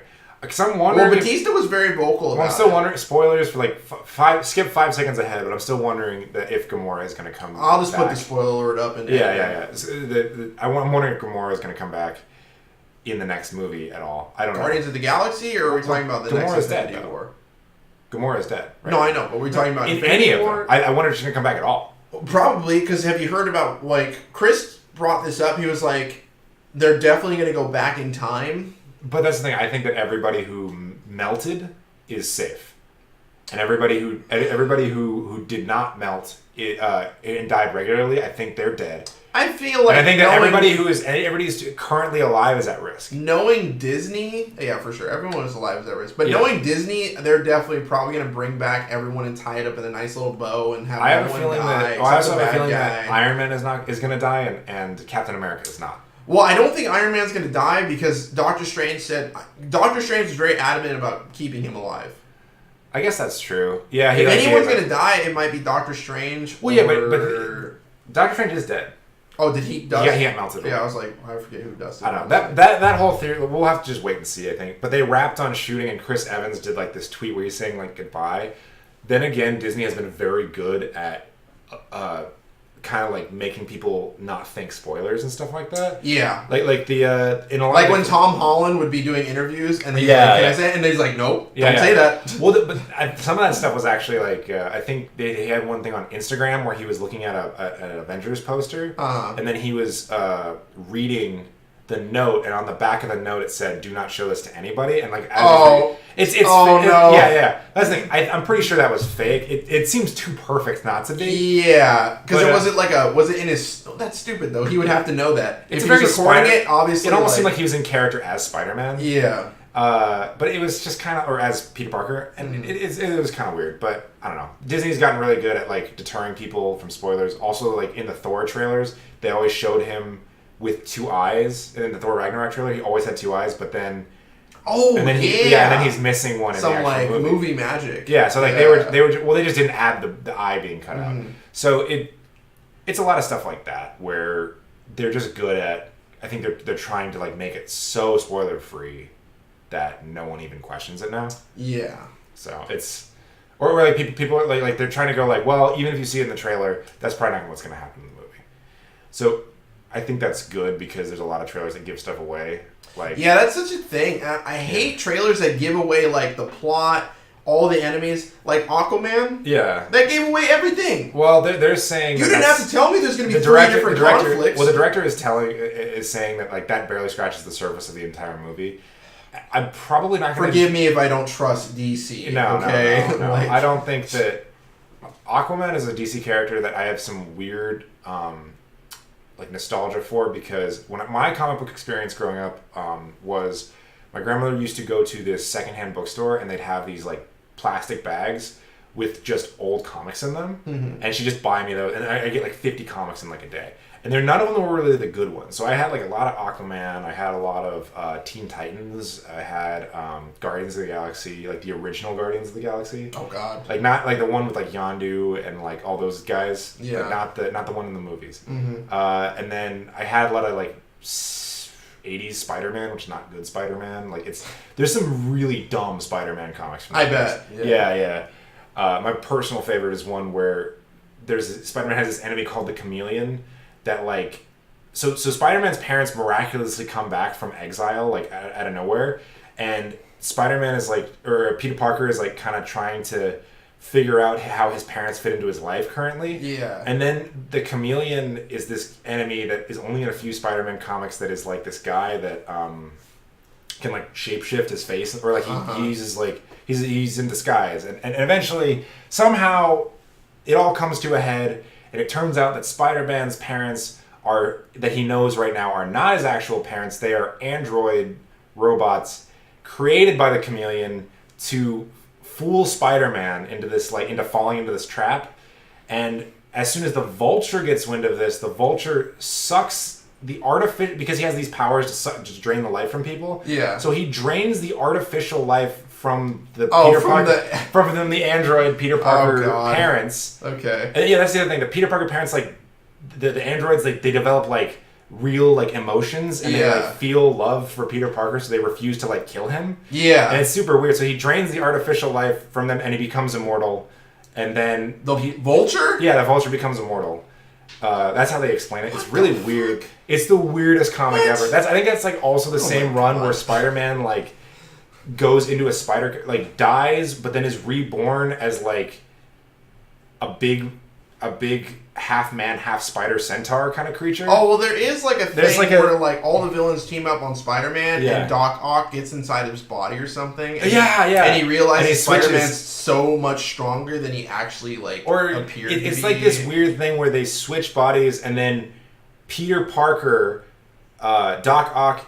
Oh no! Sorry. Peter Parker that goes into Doc Ock's mind, that Doc Ock dies. Yeah. And then Peter Parker is Doc Ock, but then like he starts remembering all these things from being Peter Parker, and he basically just like... And he just assumes the role. Yeah, he just assumes the role of Peter Parker, and he becomes Peter Parker, but with like some other memories. Yeah. That don't ever come... They're like, this is stupid, we're just going to rewrite it. Yeah, I was like, this is dark. Yeah, it's oh my god. It's super weird. This killed Spider-Man. Yeah. There's a lot of weird comics. I think the thing about comics is they just run out of ideas after a while. And and that's why they're doing all this stuff like, female Thor, or female Iron Man. I think that's more to cash in on like the political climate. No, it's just easier to create a female version of a character than to create an entirely new character. Yeah. Which I think is the better thing to do. Like Spider-Gwen, as similar as she is to Spider-Man, she's a different character. Yeah. Like she has completely different, I don't think she's great, but she's okay. Mm-hmm. Miles Morales, I think, is the best example of like creating a new character. I wish they would make a fucking full length, not Into the Spider-Verse, like an actual. They probably would, because what's his name? Donald Glover in the Homecoming movie, he even says like, I have a nephew, and that character exists in the Miles Morales version of Spider-Man as Miles Morales. Wait, in Homecoming? Yeah. So that's Miles Morales' uncle. I gotta rewatch Homecoming. It's just one part. Childish Gambino is not Spider-Man. He's the uncle of Spider-Man. Okay. Yeah. Okay. That's what it is. Man. It's Well, he's like almost too old to be Spider-Man. Now he is. But like they do stuff with like also Samuel L. Jackson all the time. Donald Glover is also a very weird individual. I thought he was like he's much less weird than he was like 5 years ago. 5 years ago, he was very like much a recluse. And he's like, still a recluse. Really awkward in interviews. Oh, I thought he was done doing Childish Gambino. And he's like he's done. He just after this tour, he's no longer Childish Gambino. But that's the thing is like if you ever see him on a recording session, he's very like he like kind of clams up a bit. It's been a while since I've seen anyone interview him though. He was on I think Stephen Colbert, and he just doesn't come off as a human. It's really strange. Well, it's kind of like Jaden Smith. Like, have you ever seen like people interact with Jaden Smith? Something I didn't know. He grew up like as like a Jehovah's Witness.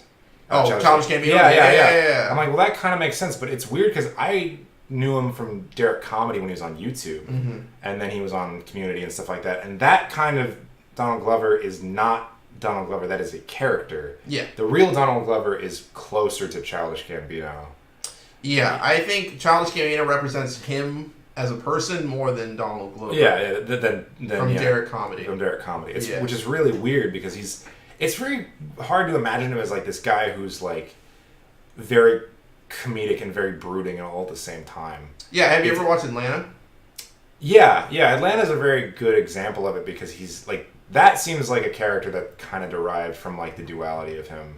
Yeah, that seems like a mix of like Donald Glover from Derek's Comedy and Childish Gambino. Yeah. It's got the because I think the thing about Childish Gambino that he thinks about is that he's like all this.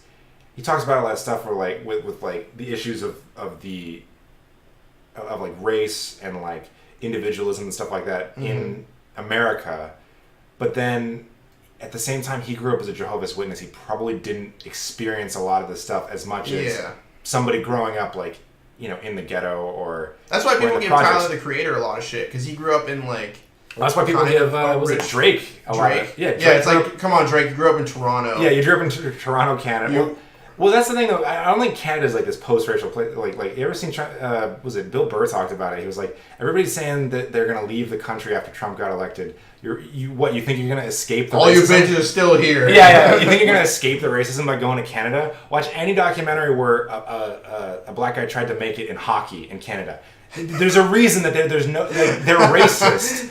I never thought about that. Yeah. There's a reason that they don't exist in that sport, but they exist in every other sport. It's like they're very, And it's the same thing in baseball. People always talk about that in baseball, where like African Americans. Or when do you see any black tennis players? Yeah. Oh no, that's a big thing. Besides like Serena Williams. Well, no, but the Williams sisters are one of those things where they're saying like there's probably a lot of like racial bias towards them, which is why if you look at some of their calls, it really doesn't make sense. Like if Serena Williams gets angry and like breaks a racket, there's a lot of white male tennis players that can do the exact same thing and nothing happens. Yeah, and the whole like taking her shirt off and getting fined. That one was stupid. That's really dumb. The other one is like pure conjecture. Maybe the judge was having a bad day or something like that. It doesn't necessarily mean it's racially motivated, but it's a possibility. Mm-hmm. So yeah, it's a lot of just weird shit, man. Like, are you caught up on the whole Elon Musk thing with the SEC? I know he stepped down or something like that. Yeah, he stepped down as chairman as part of the settlement. He's still the CEO. Yeah. And right now they're considering people to replace him as chairman, and one of those is Rupert Murdoch. What, really? The guy who owns 21st Century Fox. No, Rupert Murdoch. Not Rupert Murdoch. It's someone else. No, that's the guy who owns the Murdochs. Oh, I was right? Yes. Okay. Yeah, they're Murdoch is going to replace him. No, that's one of the considerations, which Elon Musk has said. Like, because a lot of these news companies were reporting. If none of you people know who Murdoch is, do not trust anything that comes out of that guy's mouth. That's what I was saying. I'm like, no way would Elon Musk be like, yes. Watch the documentary Outfoxed, and you will know why. Fox News. If you watch Fox News, I'm sorry, but you're being lied to. Okay. I don't think I know how to spell Rupert. I definitely don't know how to spell Rupert. It's with an E. Yeah. Oh, it's not this guy. It's not Rupert Murdoch. It's not Rupert Murdoch, but it's one of the Murdochs. It's Murdoch. It's one of the Murdochs though. Yeah. I'm probably like that's why I'm saying Murdoch. I don't know if it's Rupert Murdoch. Is Chairman for Tesla. He's the Gawker guy, right? James Murdoch. James Murdoch. Oh, I think it's his son. Rupert Murdoch is the one. James Murdoch Jr. Yeah. So Rupert Murdoch, I think, is the guy who owns Fox News, and I think not Gawker. It's another. Well, he's the chief executive. James Murdoch is the chief executive for 21st Century Fox. 21st Century Fox, not Fox. Fox News, but But his dad owns the brand. Yeah, Fox. And I'm just like, I don't trust any of the Murdochs. No. Even Elon Musk was like, his dad was the one who got in trouble for the thing in Europe where they were stealing information off people. They were hacking people's phones. Yeah. And he also created. They bought. I don't think they founded Fox News. I believe they bought it, and before that, it was somewhat legitimate. But Fox News is owned by a black guy. Yeah, and then they created, I believe, by a guy, a black guy in America. The only reason I know that is because of Nas's song where he's talking about like all these racial biases that aren't actually true. Yeah, and it's like, oh my god, I can't even. There's so many things he said. But it's dumb. No, there's a million things that are just weird about Fox News. If you have time, I'd definitely watch the documentary Outfoxed. It's super interesting because it kind of just proves that they point everything. Everything has like this way of you're not. I forget what the technique is called, but you it's like a half truth. Mm-hmm. Like you say, it's like when people talk about like vaccines. It's like, oh, the numbers of autism goes like the autism numbers are going up, but so are the numbers of vaccines. So therefore, vaccines cause autism, kind of thing. Yeah. It's pure conjecture. It's not. But it just because the way you say it makes it more believable. Well, the way you say it creates a connection in your brain. Yeah. But if you really think about it logically, it doesn't make sense. Yeah. Kind of thing. It's the whole thing like causation. Yeah. Correlation does not prove causation or whatever. Where there's smoke doesn't necessarily mean there's fire. Kind of thing. It's very. Yeah. It's super weird how they draw this stuff together. But Fox News they're masters at it, and they talk about that in journalism a lot too. Mm-hmm. Independent journalism? So any of those sites like Breitbart and stuff like that, they do that all the time. That's their whole brand. Yeah. Yeah. If you're looking for good news, just New York Times, man. Like, yeah, okay, of course, there's a little bit of a left bias. Pretty much every credible journalism is biased in some way. Is biased in some way. Bias is not avoidable. Mm-hmm. It's completely. CNN has embraced the bias. Yeah. Well. Yeah. Unfortunately, CNN. Well, CNN. I don't think they're necessarily as biased as they are just bad at their jobs. They do things where they like, oh, this will be okay. It's not okay. Like they know it's not okay, but they're like, yeah. Like I forget who the guy is that talks about Trump a lot. Oh, is it the African American fellow? Well, I don't know if he's from Africa, but he's black. Okay, yeah. That's the hard thing, man. Because because that's the thing about journalism, they actually teach you how to be politically correct. Yeah. For print, and a long time they were saying they actually changed it. My last year in that they were saying for a long time you say African American if they're from African descent, or you say and if they're not, you just say black. And and then now they're like, no, you just say black no matter what. Well, it's because like unless you have like a Nigerian accent or like that kind of thing. Because I was talking to this about my friend because she was like she was reading an article and she was like, oh no, they're saying they're African American. I'm like, oh, so they're all from Africa. But when I was in school, they hammer that into you. They say, no, you say African American. That's where people are trying not to sound racist. Yeah, it's really weird. But that's the thing. Like I'm not. Like I don't want to sound racist, but I'm not like trying not to sound racist. It's the internet. People are gonna think you're one way or another. I know, but it's so hard now. I just want people to know I have no problems with anybody. Yeah, just stay in your freaking lane. Don't bother me. We all equal. We just trying to get by. But yeah, what it is. It's just as long as like what was it? My grandfather had this. My grandfather had this analogy of if you stand over there, if you stand with your arms out like this, right? And both of us stand with our arms out like this, and we spin in a circle. As long as like we kind of stay in our own area and we don't bother each other, there's no problem. But if you kind of come into my area and start like messing stuff up, then it becomes a problem. As long as what I'm doing doesn't interfere with you, and what you're doing doesn't interfere with me. Yeah. And there's some situations where like that doesn't apply. Like if I'm doing something and if it comes in a way where it's like if I get something and therefore because I got something somebody else didn't get something, then I'm probably wrong. Yeah, you know, and it comes unless that way. They're just being a little bitch, but well, but if it comes that way with like with the whole like I'm not gonna get too into this, but with the whole like racial bias and stuff like that, because people see me a certain way, it means people see people of a different color a different way. Yeah, and that's unfortunate, and that's what privilege is and all that other stuff. Mm-hmm. I can't speak too much on it because I haven't really experienced it that much, unfortunately. What I hate is when people try and input themselves into something that does not even directly affect them. Yeah, like these social justice warriors and those kind of activists. Because most social justice warriors are straight white males. Yeah, and I'm just like, because there are tons of people who are just like, they find issue where there was no issue. And it's such a thing with like because Marvel they think movies. that it's with a lot of stuff. Because they think by calling it out, they remove themselves from the equation. It's like, I'm not part of the problem, I'm part of the solution. It's like, no, just because you're doing that for other people, like you're getting offended for other people, you're not helping anybody. Yeah. Like, it's just this idea that outrage culture. Yeah, outrage culture, that you need to stick up for people who can't stick up for themselves. It's like, I'm pretty sure they can stick up for themselves. Yeah, I was like, if they find issue with this, they'll say something. Yeah, they'll say something. Like, maybe not right away, but eventually. Like, it's not... And that's why, like...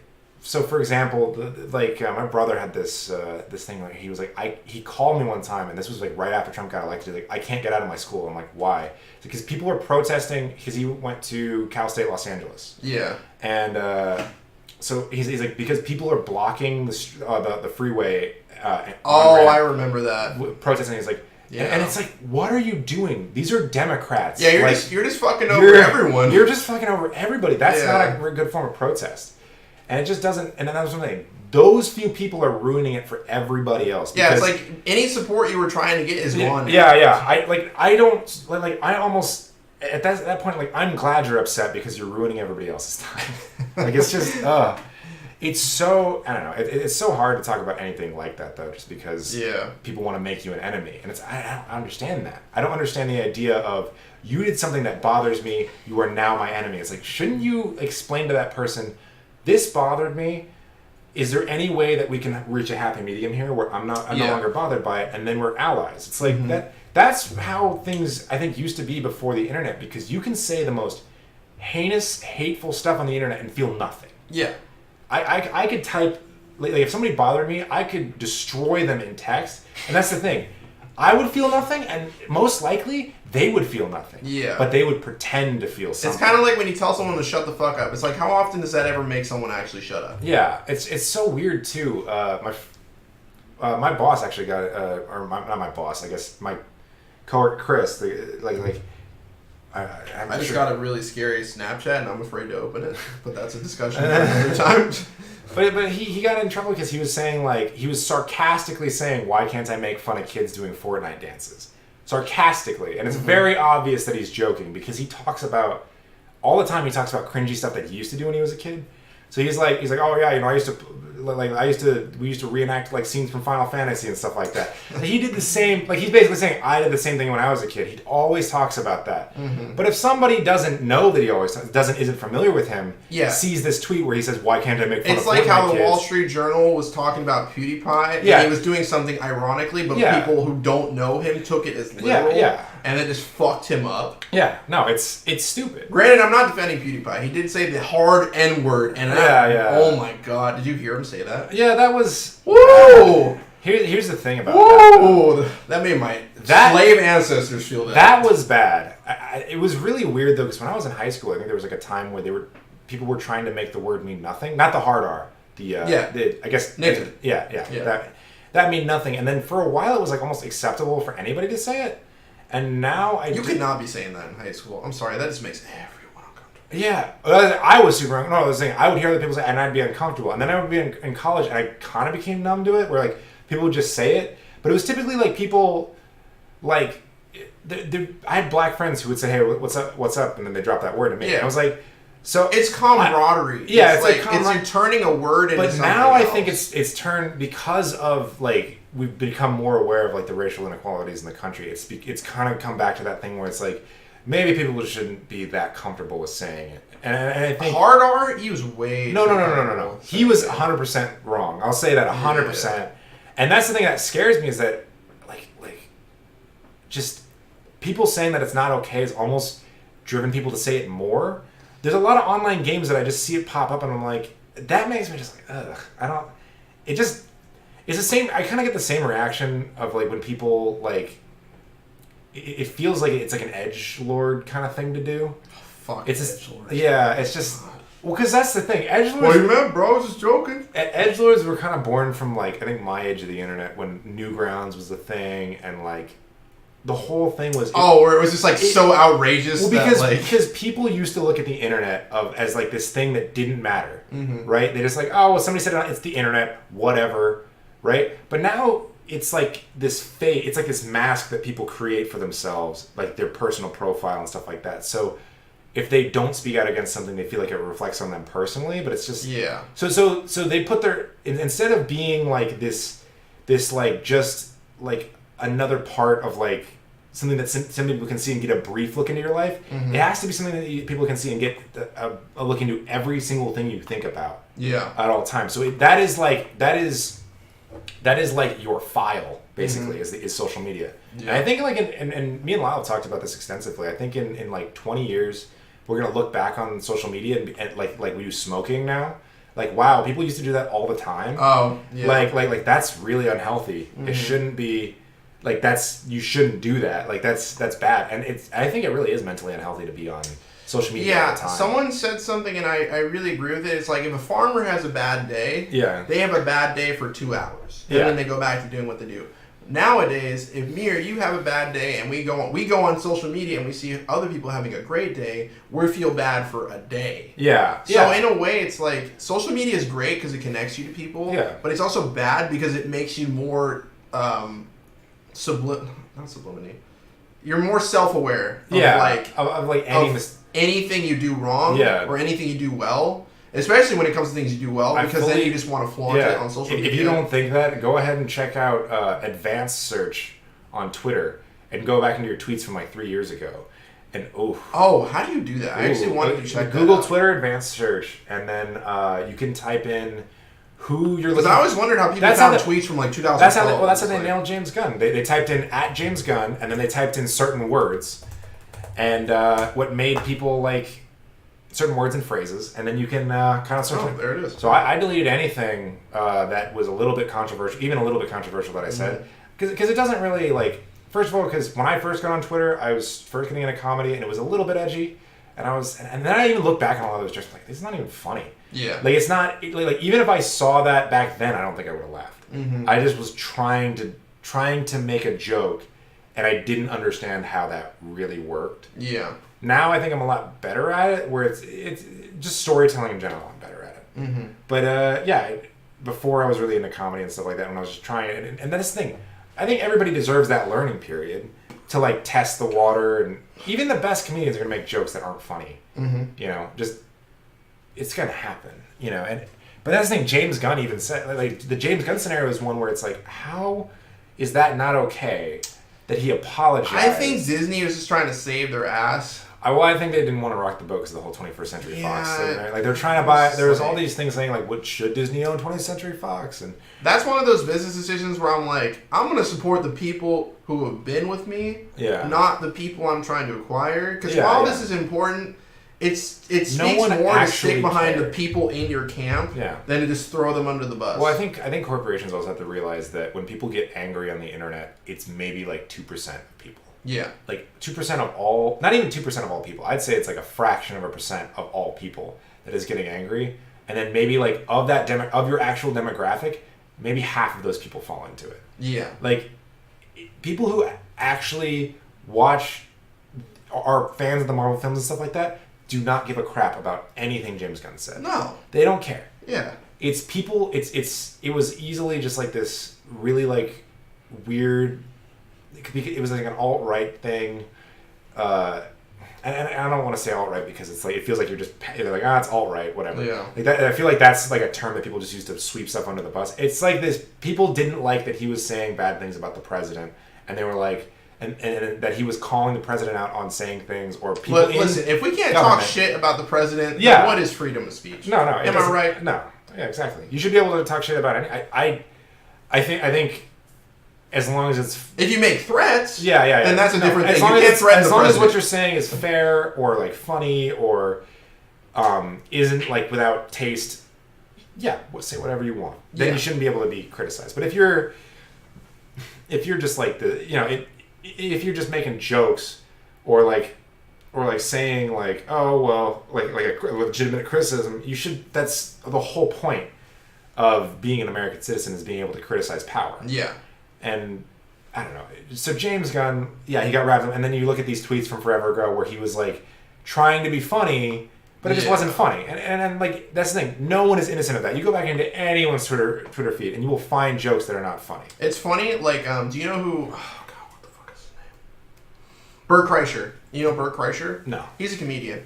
And he was talking about, because you know the whole Kavanaugh thing. Yeah. He was like, he kind of took the devil's advocate approach, and he was like, I'd hate to defend my high school book. Yeah. And he's kind of right. Yeah, it's like, if you look back at the things you used to do, you'd be like, well, how would I defend that? It was the Kavanaugh thing was really weird though, because he's talking like he's like trying to say like, oh, I didn't drink underage, and it was just like, that's not what we're talking about. Yeah.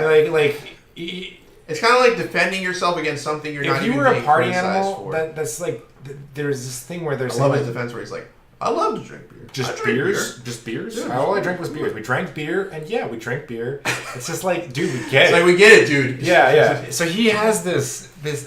That was what really kind of like, was like, I don't understand like what you're trying to get across here, man. Like, all you have to really say is like, I didn't do it, and that's... Yeah. Because that's the thing. A lot of it is... I think the issue that he that I had with him was that he was very disrespectful to the court, and then on top of that, he was saying like, "Oh, this has not been corroborated." They all deny it. It's like, no, it just hasn't been corroborated. There's a very big difference. Yeah. And you're saying everyone involved denied it, and it's like, no, they just didn't corroborate it. Yeah. They said they don't remember. It's like, that's not the same thing. It's like why rape victims don't speak up. It's because they're afraid of like being said that no, you didn't get raped. And for her to deliver that testimony, and like, I just feel like it was kind of ignored, and I feel like that was not really fair. Yeah, and now like thinking about her going forward, I feel bad for most women. I don't know how that's going to work out. Women, or I should just say people who have been victims of abuse and stuff like that. Yeah. It's always weird.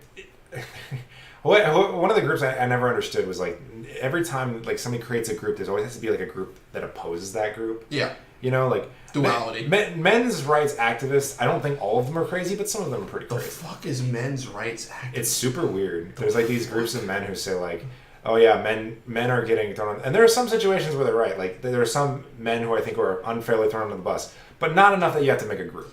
Yeah, I was like, dude, you are not oppressed enough to need to like speak out about this. Not saying that men are not oppressed in any way. There are some ways, yeah, sure. Like where it's like men cannot have they can't have an opinion about women.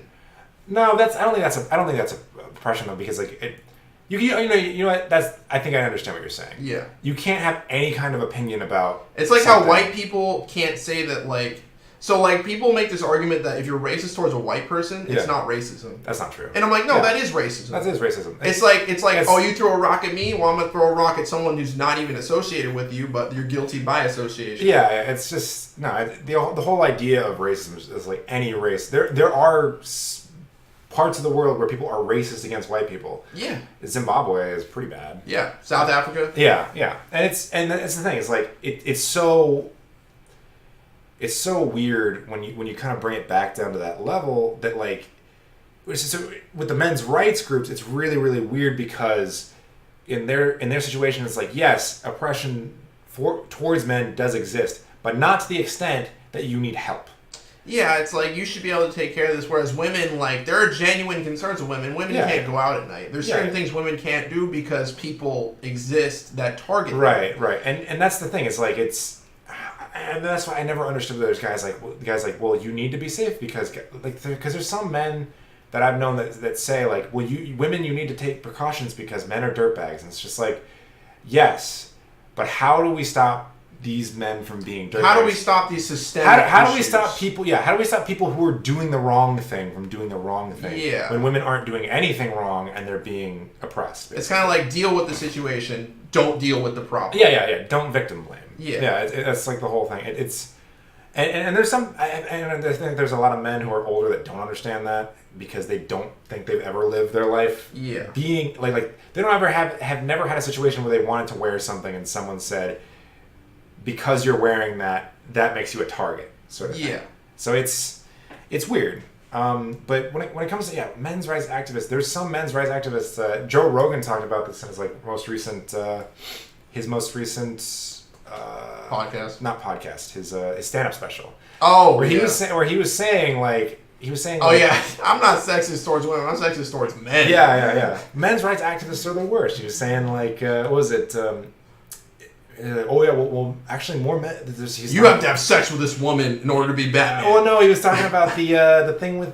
He was saying that most men's rights activists say well, actually, more men get raped than women. It's by other men. What are you talking about? The women are not doing the raping. Yeah. No. And it is true. But there's a lot of things. There's the few things that I think are kind of unfair towards men. The main thing is that I just recently started paying.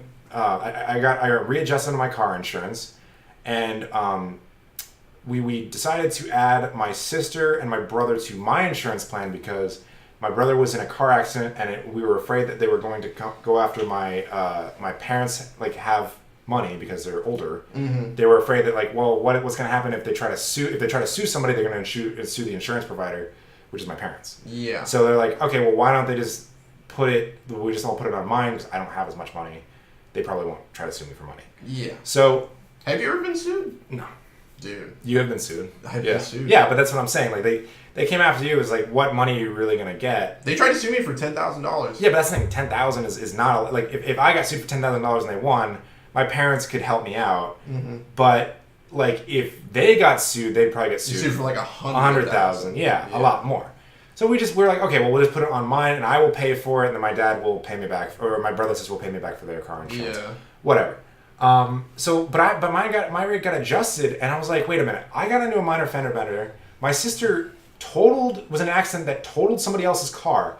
Her insurance did not go up as much. My insurance went up a lot, and I asked. It's because you're a male. Yeah, and it's because I'm a guy. Yeah. And I'm like, that's such BS. They blame that on genetics. Well, they blame that on men have a tendency to drive faster than women and be more women are typically defensive drivers, men are offensive drivers. Yeah, which I think is you have studies to back this up, but here's the thing: you have studies to back this up. But what about people like me who are typically very, very good drivers and very safe drivers? It's blanketed rather than percentaged. Yeah, and it's we're.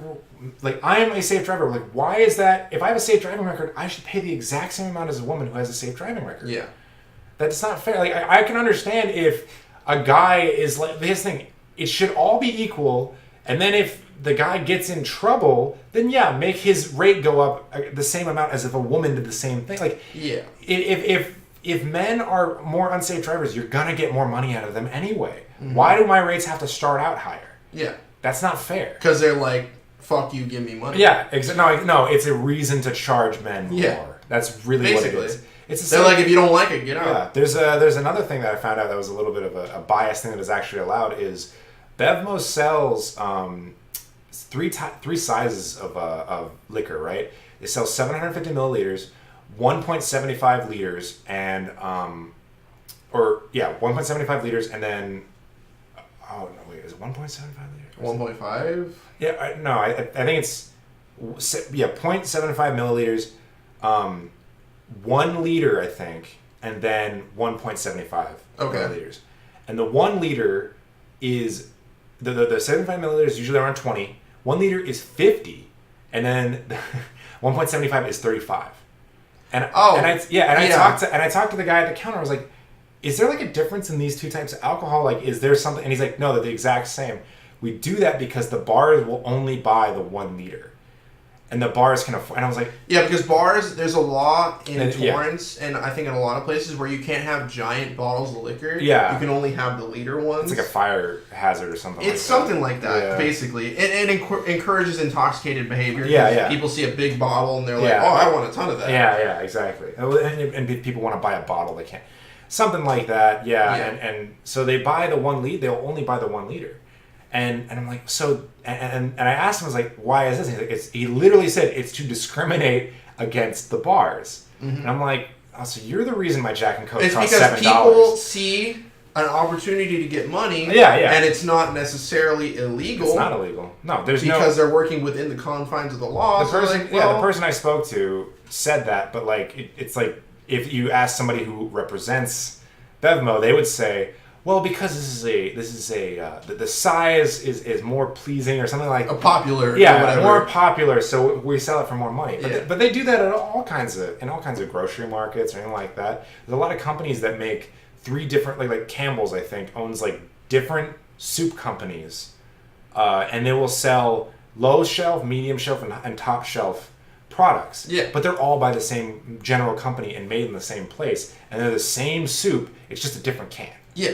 So it's just but the thing is, they know most people will buy the medium, and that's what they design their price margin as. Yeah. It's really interesting because all it is just to fool our stupid lizard brains into buying. It's so you would be surprised how many tricks that people have come up with to sell people more stuff. Oh yeah, like some things are just like blatantly. If you bother to look at it, you're like, wait, I could get more. Some things are blatant, for less, and this costs more. Yeah, yeah. Some things are blatant. Some things are like more discreet. I mean, like the most blatant thing is just like putting tits in everything. Like that's like, oh yeah, I'll buy this because, or like if you're selling hair products like L'Oreal or whatever, it just always shows women with amazing hair. That's all CGI'd. Yeah. Not CGI'd, I would say, but like altered. Mm-hmm. You know, there's no way anyone's hair looks that good. Yeah. Anywhere. Mm-hmm. Like it doesn't like, because you're not in like a white room with like no wind or anything like that, and like your hair has been done by a professional makeup artist and all that. Like no one's hair is gonna look like that. Yeah. Or like, you know, makeup ads where they're like, oh well, my skin looks so clear and stuff like that. It's like, no, that's genetic. That's digital editing. Yeah. So it's things like that. Those are the simple, obvious. Everybody knows that stuff. Mm-hmm. But then it goes down to like, you know, the middle shelf stuff where it's like, okay, well they want you to buy the things in the middle shelf because they know that, and then but they also want to get to the suckers who are like, I can afford the top shelf thing. Yeah. It's better. And it's like, no, just because it's on the top shelf doesn't mean it's better. Some things, like, people fall in love with labels rather than, like, the ingredients. Yeah. Where it's like, they see something like like Beets. Yeah. Like, they're like, oh, I'm going to buy it because it's Beets. Everyone has Beets. But it's like, well, you can get this, and it's actually better than Beets, but because it's cheaper and you haven't heard of it. I bought Sennheisers recently. People know about Sennheiser. Yeah, but those are like professional audio. Like Audio-Technica, Sennheiser, that kind of stuff. Those are like, but that's the thing is like Beats are terrible for doing anything with editing. Oh yeah, studio headphones? Because they add bass and artificial bass and like just all these other weird things, and it's not a clear sound. Yeah. Like for example, a lot of the time when you take something, you put it on a television, like if you watch YouTube on television, a lot of the mid is what you're hearing. You're not hearing a lot of the bass or the like the higher stuff, or the low or the higher stuff. So for example, sometimes I'll watch Pregame Discharge. We have a music playing underneath it, and it's really quiet. But if you watch it on television, you won't really hear that music. Yeah. Because that's why I edit everything with headphones. Yeah. Because I can pay attention more to the fine details. Yeah. Whereas if you're listening to it through speakers, you can't no, it's the same thing. Notice the different pitches. Yeah, and I didn't even notice that until recently. I was watching it on a television. I was like, wait a minute, I can't hear the track underneath it, and I don't really notice because I'm always editing it with the track playing. Yeah. So I was like, oh, okay, so the track isn't playing. I was like, I'm wondering if that edit is bad. So I watched it with headphones, and it sounded fine. Mm-hmm. So yeah, it's a little bit weird. You have to so I started turning it up like a little bit higher, maybe, and sometimes now you can hear it. Yeah. But it's just, I don't know. Can we pause for a second? I got a piece. So go ahead. Do you want anything like water? Yeah, let's take some water. That'll be fine. Yeah.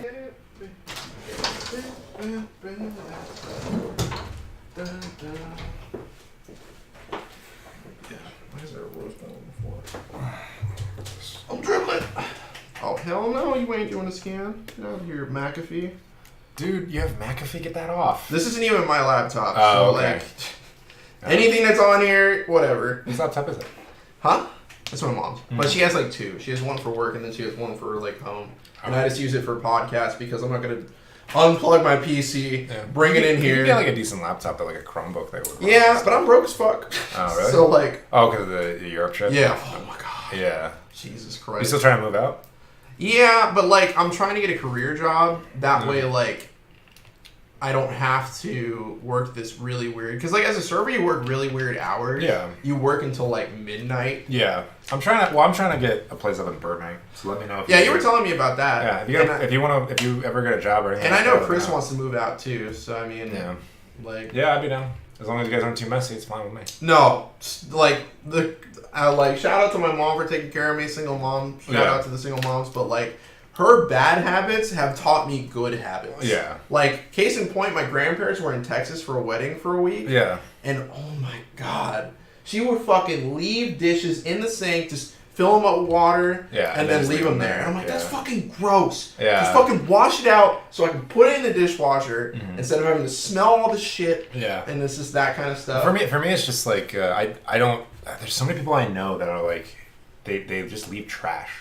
Yeah. Like they'll just like eat like, I don't know, like a bag of chips, and then the chip bag will just be on their floor or somewhere like for like a week, and it's just like, dude, like, it's not that hard. Yeah. Or I don't like dust either, like anything like that. But I'm super bad at dusting. It's actually not too bad if you just do it like once every couple months. Yeah. Just like my computer desk, like it'll get dusty maybe like... Yeah, mine's just dusty because I have months. magic cards all over it, so I just, like, you can't dust with Dude, magic cards. literally up until yesterday, I had a big stack of magic cards. Yeah. Just because, like, I was swapping out decks and I'd leave the decks unsleeved off to the side. I'm like, I need to... I think I finally learned my lesson because I've been keeping all my cards organized in, like, boxes, and I'm just starting to realize that it doesn't really work.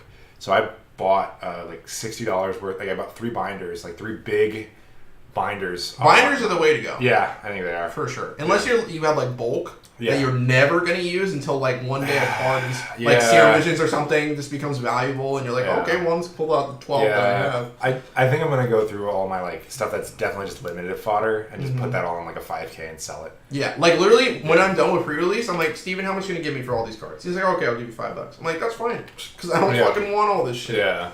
Yeah. A lot of the time it's just like, a lot of the time I'm just giving Steven my bulk. Like, like commons and uncommons, I just give it to him. Yeah, I'm like, I'm not gonna bother. Unless it's like an uncommon that I think is like good. Like I kept like Wizard Lightning and Flame of Keld from like Wizard Lightning like $2. Yeah, it's crazy. It's okay. It's basically Lightning Bolt and like Fatal Push, but the Fatal Push was like an uncommon people knew about for a long time. Yeah, but there's like cards. That's what I'm saying. There are cards that you would definitely. But there are like sleepers. But yeah, Flame of Keld's a sleeper, I think. Yeah, they play Flame of Keld in mono red. Yeah, I'm playing Flame of Keld in my burn deck as a one-off. What burn deck? I started playing Naya Burn again. Oh, okay, modern. Yeah. I might adapt it to red white, but I think I'm liking the Naya. I don't know. I'm running 3 Atargus commands main board, but most of the decks either run none or 4. Atargus command is pretty good because you run Skullcrack. No, I don't run Skullcrack. That's what I'm running instead of Skullcrack. Yeah. The sideboard I run 3 in the main and 1 in the side. And I think, I don't know, I might change it because a lot of them are going back to the format where it's like everything has to be cheaper, so they're running Shard Volley and stuff like that. Yeah, I can see that. Just because blue-white control is so prevalent right now. Yeah, and the thing about Atargus command is that like I do like it because there are some decks that run main deck life gain. And then on top of that, there are decks that like aren't good at clearing creatures. They're not interactive. So if you have like a couple creatures out, Atargus command is really strong. Yeah, like humans. Yeah, if you have at least 2 creatures, you have like 5. Atargus command deals 5 damage, which is like really, really good. Or even not even humans, like blue-white control doesn't have a lot of spot removal.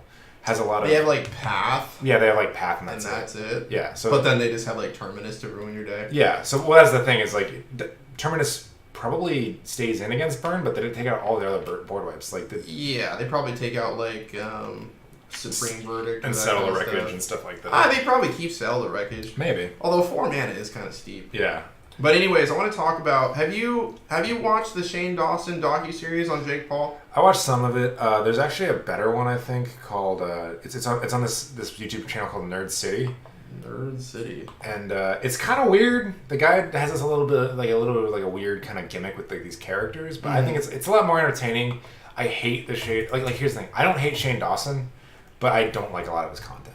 I feel like I just got put on to Shane. I've known about him for a while, but I just got put onto it because a lot of people were saying that you should watch the docuseries, which I've watched all of them, and it's pretty good, and some of them are funny. Here's the thing. I watched like 25 minutes of the first one, and then I started watching the second one, and I didn't feel like I missed anything. Like that shouldn't happen in a documentary. That's poor storytelling. Plus his choice of music. Like I made a documentary. It wasn't very good. I made a documentary back in college because I took a documentary film course, and that was the whole thing at the end. The final project is a documentary. Yeah. And we made a documentary. I don't think it was very. I think if we had more time, also we did it on Eritrea, which is a country in Africa, and we couldn't. You can't go there. Because it is referred to as like the North Korea of Africa. Oh, it's really like weird. It's one of those things where like their PR is kind of like this thing that like, oh, everyone lives in peace here and all this other stuff. Yeah. But in reality, it's everyone knows it's like 25% of the population is jailed. It's really, really steep. It sounds like Cuba. Yeah, it's like really, from the 19. It's really bad. Well, they ran out of space in the prisons and they had to start putting people in like shipping containers. And they'd have like 30 people in one shipping container. What the fuck? And a lot of time people would die of like heat exhaustion and stuff like that. It's terrible. It's really bad. Okay. Eritrea is messed up. There's a lot of charities you can look into to donate to that cause. But I don't... It's just one of those things where I don't know if anything's going to happen because there's not a lot you can do. Yeah. So it's, the best thing you can do is like there's money that supports for like refugees who escape. And it's unfortunate because they'll escape through, because Eritrea used to be part of Ethiopia. They escape through Ethiopia. They head across the it's not the channel, but it's above. They go through like Egypt, and then they go across to Europe, across the water to Europe. But unfortunately, there's a lot of people who just it's the same thing with like border crossing here, where just people smugglers take advantage. People are sold into sex trafficking, stuff like that. It's really unfortunate. I don't know. The UN is kind of like silent on that right now because it's not the biggest problem. Yeah, but back to what were you saying about your docu? So that was. Anyway, I tend to ramble. That was something that they tell you a lot about that, where it's like you don't want to mislead people, and I feel like Shane Dawson does that a lot, especially with the choice of music. Definitely true for the first 3 episodes. Yeah, because he was trying to forge this like narrative that he's making like an 8-part series. Jake Paul definitely is a sociopath, and it's like it's not up to him to say that. That's my point. Yeah, which is if you watch the latest one, he has a therapist with him, and she's like, yeah, he's not a sociopath. He just like grew up with a fucked up family, and definitely like his family might be fucked up, but like he's fine. Yeah, his dad might be a sociopath or something. like that. And I'm like, yeah, I can see that, but like it definitely made me like think about like, damn, am I a sociopath? Like, well, but that's the thing about it is like when it comes to the spectrum of anything, it's really, really broad. Yeah, I had somebody try to tell me that they were taking a class in like child psychology, and they were trying to tell me that they thought I might be autistic. And I was like, no, I just have really intense anxiety. Yeah, it's different. Like there's a lot of things. But if you go deep into anything, you can. I think it's the same thing that happened in like the '90s, where everyone was getting diagnosed with ADD or ADHD. Yeah, it's really just you. If the spectrum of whatever is broad enough, it can apply to anybody. Mm-hmm. And it's and there's a lot of people who just have like. There's a number of things you can have, but it doesn't necessarily mean that you have like you're a sociopath or a psychopath. Yeah. It's like I remember one time where it's a little bit weird, but I shit blood basically, and I was convinced because of the whole. This was right around the time that oh my god, I can't believe I'm blanking on his name. From oh my god, I feel so bad. Oh, Total Biscuit. Oh, okay. I kept wanting to say TB, and I'm like, well, that is what it is. Yeah. Total Biscuit was talking about his diagnosis, and he was telling like all the signs, and I was like. Shit. Oh, you thought you had cancer? Yeah, so I thought I had like colon cancer or something like that. Because that was the thing is like there's a number of things that I had been experiencing, but I talked to a doctor and she was like, and they did the whole inspection thing, was super uncomfortable. But she said like, you just had hemorrhoids, dude. Like, oh, you had hemorrhoids? Yeah. But that was the thing, and I was like, well, I've never had this before. And she's like, well, you're in college, you're away from home, you don't really know anybody here, and you have anxiety. And she's like, I'm pretty sure you have some form of intense anxiety. These all kind of like make sense together. Like, and I was like, well, I was already experiencing like stomach issues at the time too. And she's like, that's also just something that can cause your anxiety can like drum up. And I'm like, oh, Okay. So, like, yeah, I don't have cancer, I had anxiety. Yeah. You see how, like, that's what I'm saying. Those are two vastly different things. That's the thing about symptoms is a lot of symptoms, like... Yeah, they grow. Spill out into other, like, diseases and problems. And you're like, well, I could have this, or this. No. It's like... There's a million things. I remember one time I had, like, phlegmy throat. And they're like, well, you could have strep throat. So we're going to test you for strep throat. I'm like, oh, okay. Oh, yeah. But there's also, like, a million things that could happen. Like, when I had sent in the hospital... like at the middle of the year, and that was like I legitimately thought like I had food poisoning before. It really felt like food poisoning. I was like, I'm pretty sure I have food poisoning. I can't keep food down. Stomach hurts really bad. Yeah. Then I go to the whole night I'm up like because I'm in pain and I'm just like, all right, I think I need to go to urgent care. My mom took me to urgent care and then I'm like vomiting and I can't like sit up straight because I'm in so much pain. And then, like, the nurse comes over, and she's, like, looking at me, and she's like, I'm pretty sure you have appendicitis. And I'm like, are you sure? And then she, like, presses on one side, and I'm like, And I'm like, well, my whole stomach hurts. And she's like, that's a myth. If you have appendicitis, it's just, if it's tender in one area, but it can radiate throughout your whole stomach. Like, so I went to the hospital, and then when I'm in the hospital, like, they made the same mistake I did, where they're like, oh, well, there's no way you're, because I had a very, very bad case of it, where it is actually pretty common, but like if you have appendicitis, something can go gangrenous, meaning it's dying. Mm-hmm. So I had a gangrenous appendix, but it was only slightly gangrenous. It wasn't like, but it caused like gangrene. Yeah, I had gangrene.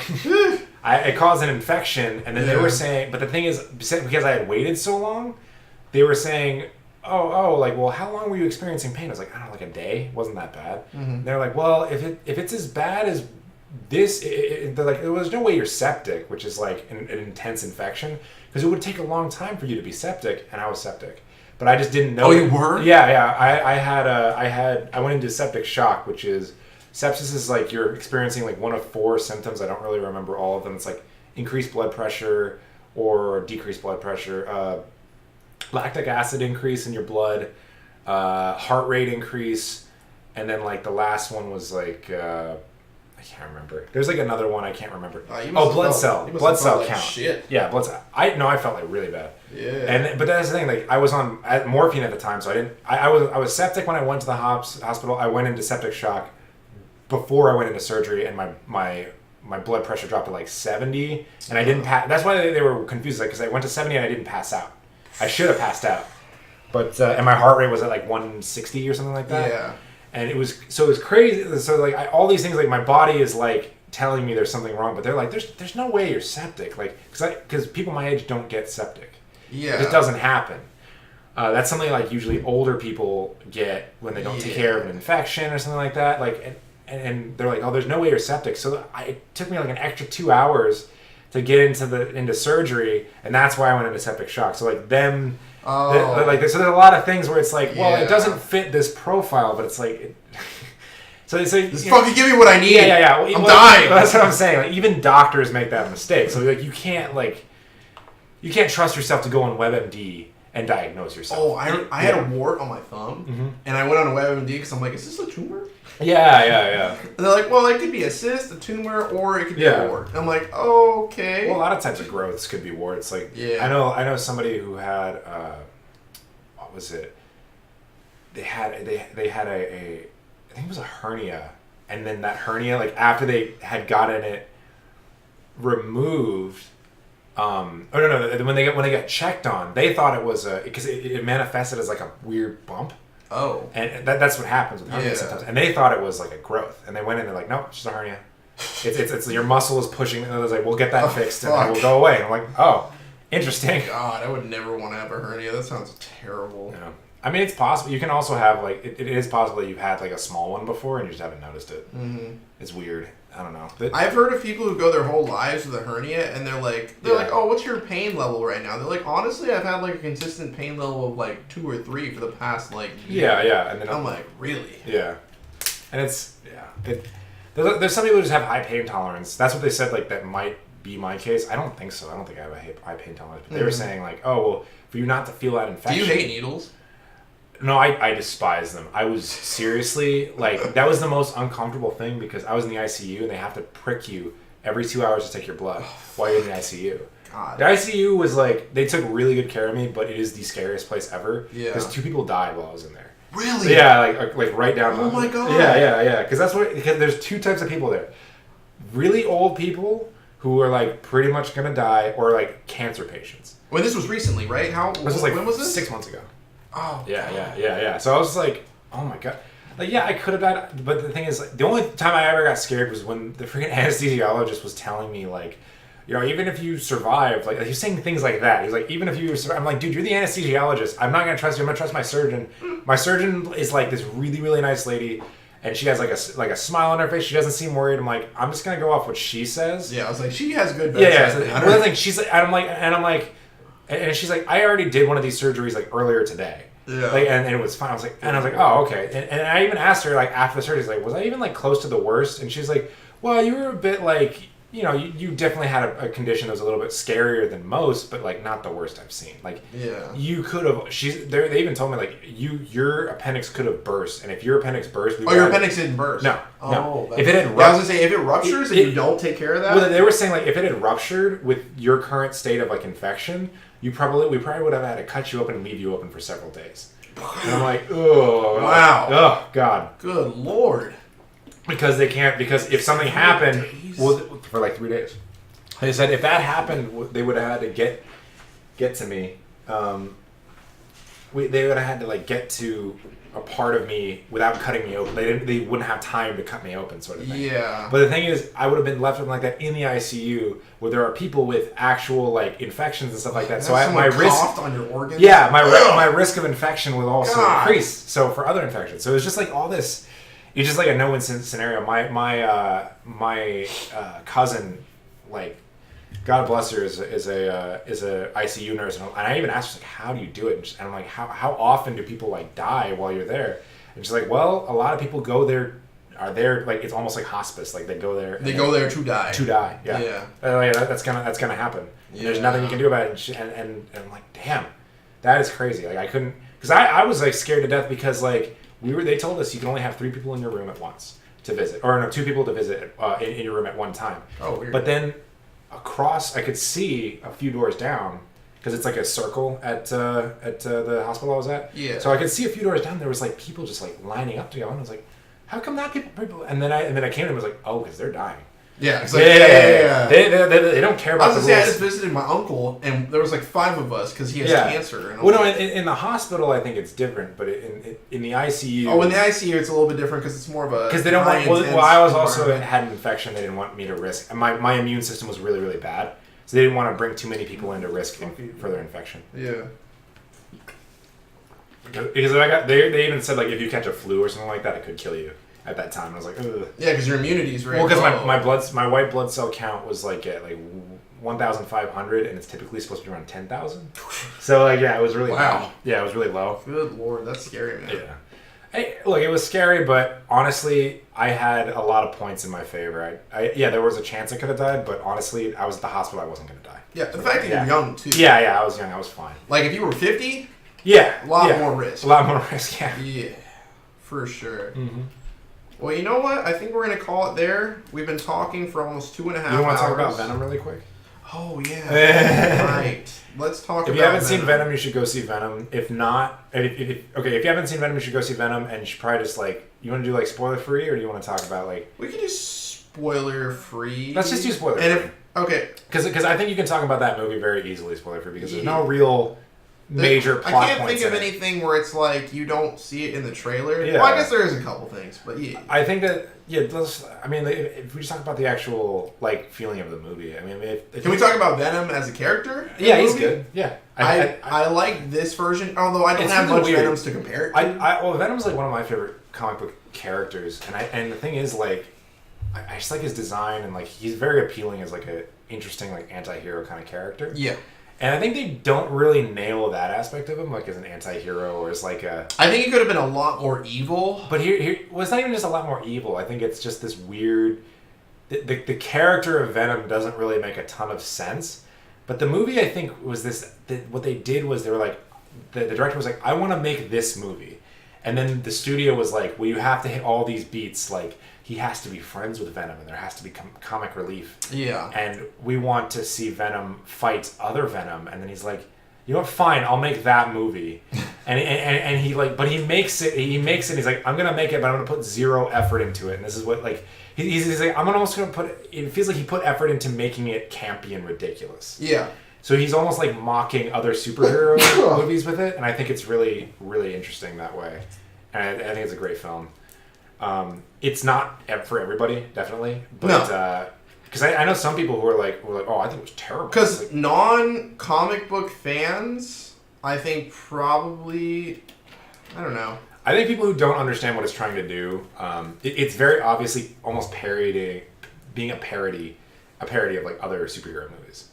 Like, it's very like... Oh, like how at the end he's like, you're only going to hurt bad people. He's like, you know what? You're dead. Yeah. No, yeah. Not even just that, but it's like certain things that happen in the movie almost feel like just the things he says and like the way he acts. It's like a competent director would never have him like do this. This has to be. It almost feels like it has to be on purpose. Some things were kind of like unbelievable. How like the doctor was so chummy with him and would go out of his way to do certain things. And I'm just like, no, this wouldn't happen in real life. Yeah, but like, why would Eddie Brock, a guy who is like for the people and is like a hero of the downtrodden kind of guy, like not see the irony in like killing people, even if they're bad people, like killing people is like an ultimate wrong kind of thing. It is very it kind of just like plays with this idea that like because Eddie Brock in the comics, like he's willing to throw away his morals, and in this one it almost feels like he enjoys like being this like, and he thinks like he is like changed and he enjoys killing people and stuff like that, and that where it really gets weird. I don't think that was the case. I don't think he enjoyed towards the end. I think he was like, oh yeah. I think he settled at the end. Maybe. Yeah. It is very like weird and funny and like the wrong, like there's parts like the part where he's on the motorcycle is like one of the most ridiculous scenes in any superhero movie I've ever seen. What, where he jumps and like he gets back into it? Not even just that. Like that looked really bad in the trailer, and they made it look. I was expecting terrible. I'm like, oh, they changed it. Yeah, it looks a little bit better. But just his whole mood while he's like that, while he's all sweaty and like the infection or the symbiote is like first like kind of bonding with him. Yeah. That sort of scene is really weird, where he just doesn't. He's like, oh man, I feel so good on my motorcycle with my buddy Venom like right now. He's just like, it's just like, I don't know. It's super weird, and it doesn't really make a lot of sense. Like a lot of the things he says, like he's not as resistant. No, yeah, it's very strange. I don't know, like it. I don't know how to describe it. It doesn't feel bad. It feels intentional. Like it's kind of weird. I don't know. You have to kind of like see it. It's one of those movies I feel like you have to see it and experience it to understand like how it's bad but like fun. It's like fundamentally it's objectively bad. Objectively probably bad, but it's a fun movie. Yeah, it makes sense. And that's what I think that the director was actually going for. Like it almost didn't feel like a Marvel movie. It's not a Marvel movie. It's a Sony movie. Right. Yeah. But to me, it feels like a movie. Fucking Sony, they won't let go of Spider-Man. Yeah. They were not 100%. No. Why would you? Because you've been fucking it up. Yeah. Fucking. I guess except for Tom Holland. Doesn't hit their paycheck though. Homecoming was good. Yeah. But like. But no, but that's the thing. Sony didn't make that movie. Like Marvel made it, but Sony put their name on it, kind of thing. Oh, Homecoming? Yeah. Homecoming definitely felt like a Marvel movie. Yeah, it is a Marvel movie. Yeah. But Venom is done completely by Sony. There's no Marvel studio influence. I think... And it really feels like Sony was like, well, we want to make Venom into like our superhero movie. I almost kind of wanted to see... Well, I don't know if I want to see Spider-Man. And that was the other thing. I walked out of that movie and they were like, oh... And then I saw it with Lyle and he was like, oh yeah, it's PG-13. I'm like... That was PG-13? Yeah. Like, here's the thing. I don't think it should have been R. But I didn't really think about that. Like, oh, it definitely feels like they were trying to make an R movie at some point, and then it probably started as an R movie, and then they edited a bunch of things out. Like when he was eating people. Yeah. I was like, there would definitely be blood everywhere. I think Sony kind of like drew that back a bit, and Sony was like, "Oh no, we can't have that." Well, because I think they said how are we gonna make this movie? How are we gonna sell this movie if we're making it R-rated? I think Marvel said in order for it to be in order for like Spider-Man and Venom to exist in the same universe and be in future movies, it has to be PG-13. Well, I think it also is like a sales point. Like, it's easier to sell a PG-13 means makes more audience. It's rated R is for the purists. PG-13 is for general audiences. Yeah, but I remember when I first started seeing news about Venom, they said they were going to make it a horror movie. So that's what, when the director was first talked about making the movie. That's why. Like that. Huh? I don't like it either. But that leads me to believe that he had a certain vision in mind for the movie. The studio would not let him make it, so he made that. And he was like, okay, so I'll make the studio's movie, but I'm gonna basically it's a joke. Mm-hmm. You know, how did you feel? Side note: how did you feel about the main villain?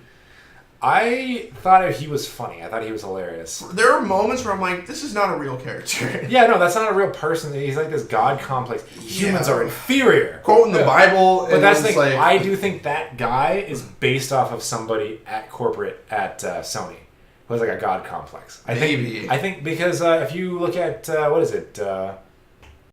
Shrek, right? You know, King Farquaad in the first Shrek movie? Yeah. He's based off of somebody at Disney. Really? Because the guy from Shrek is like a disgruntled former... The guy who made Shrek is a disgruntled former Disney employee. And the guy's...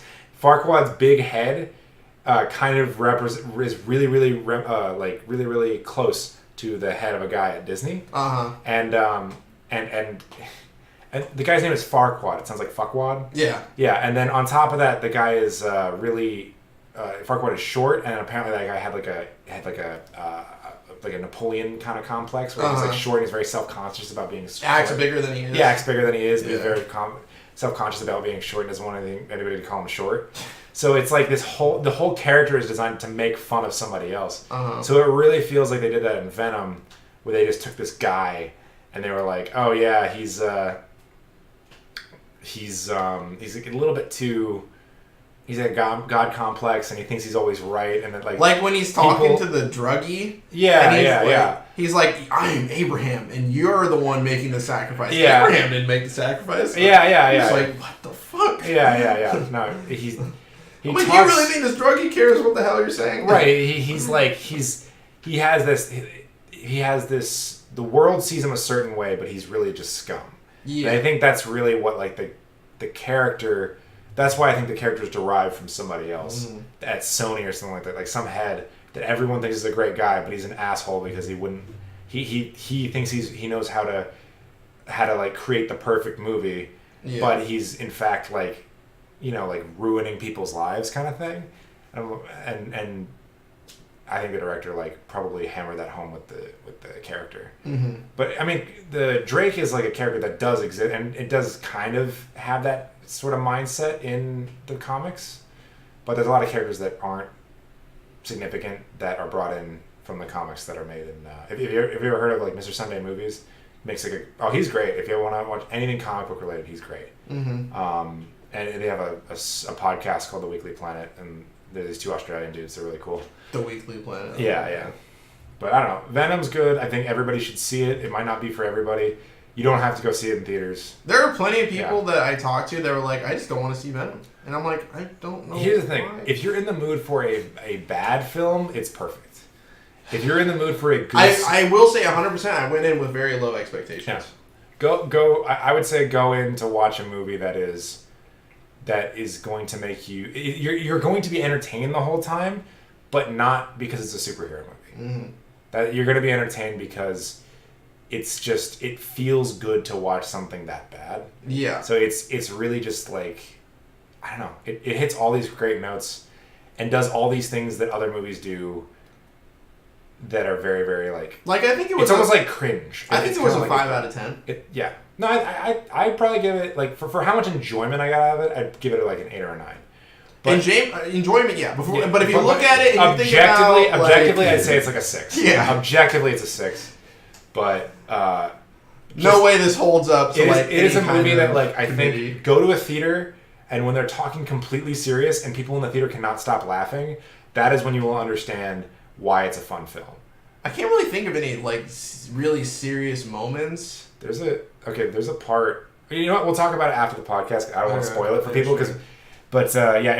it's pretty like there's a few lines that I posted on Twitter that I really think are like these great like they're just like they feel like they're crafted to make fun of like how ridiculous the movie is but it's the line in the movie. Yeah.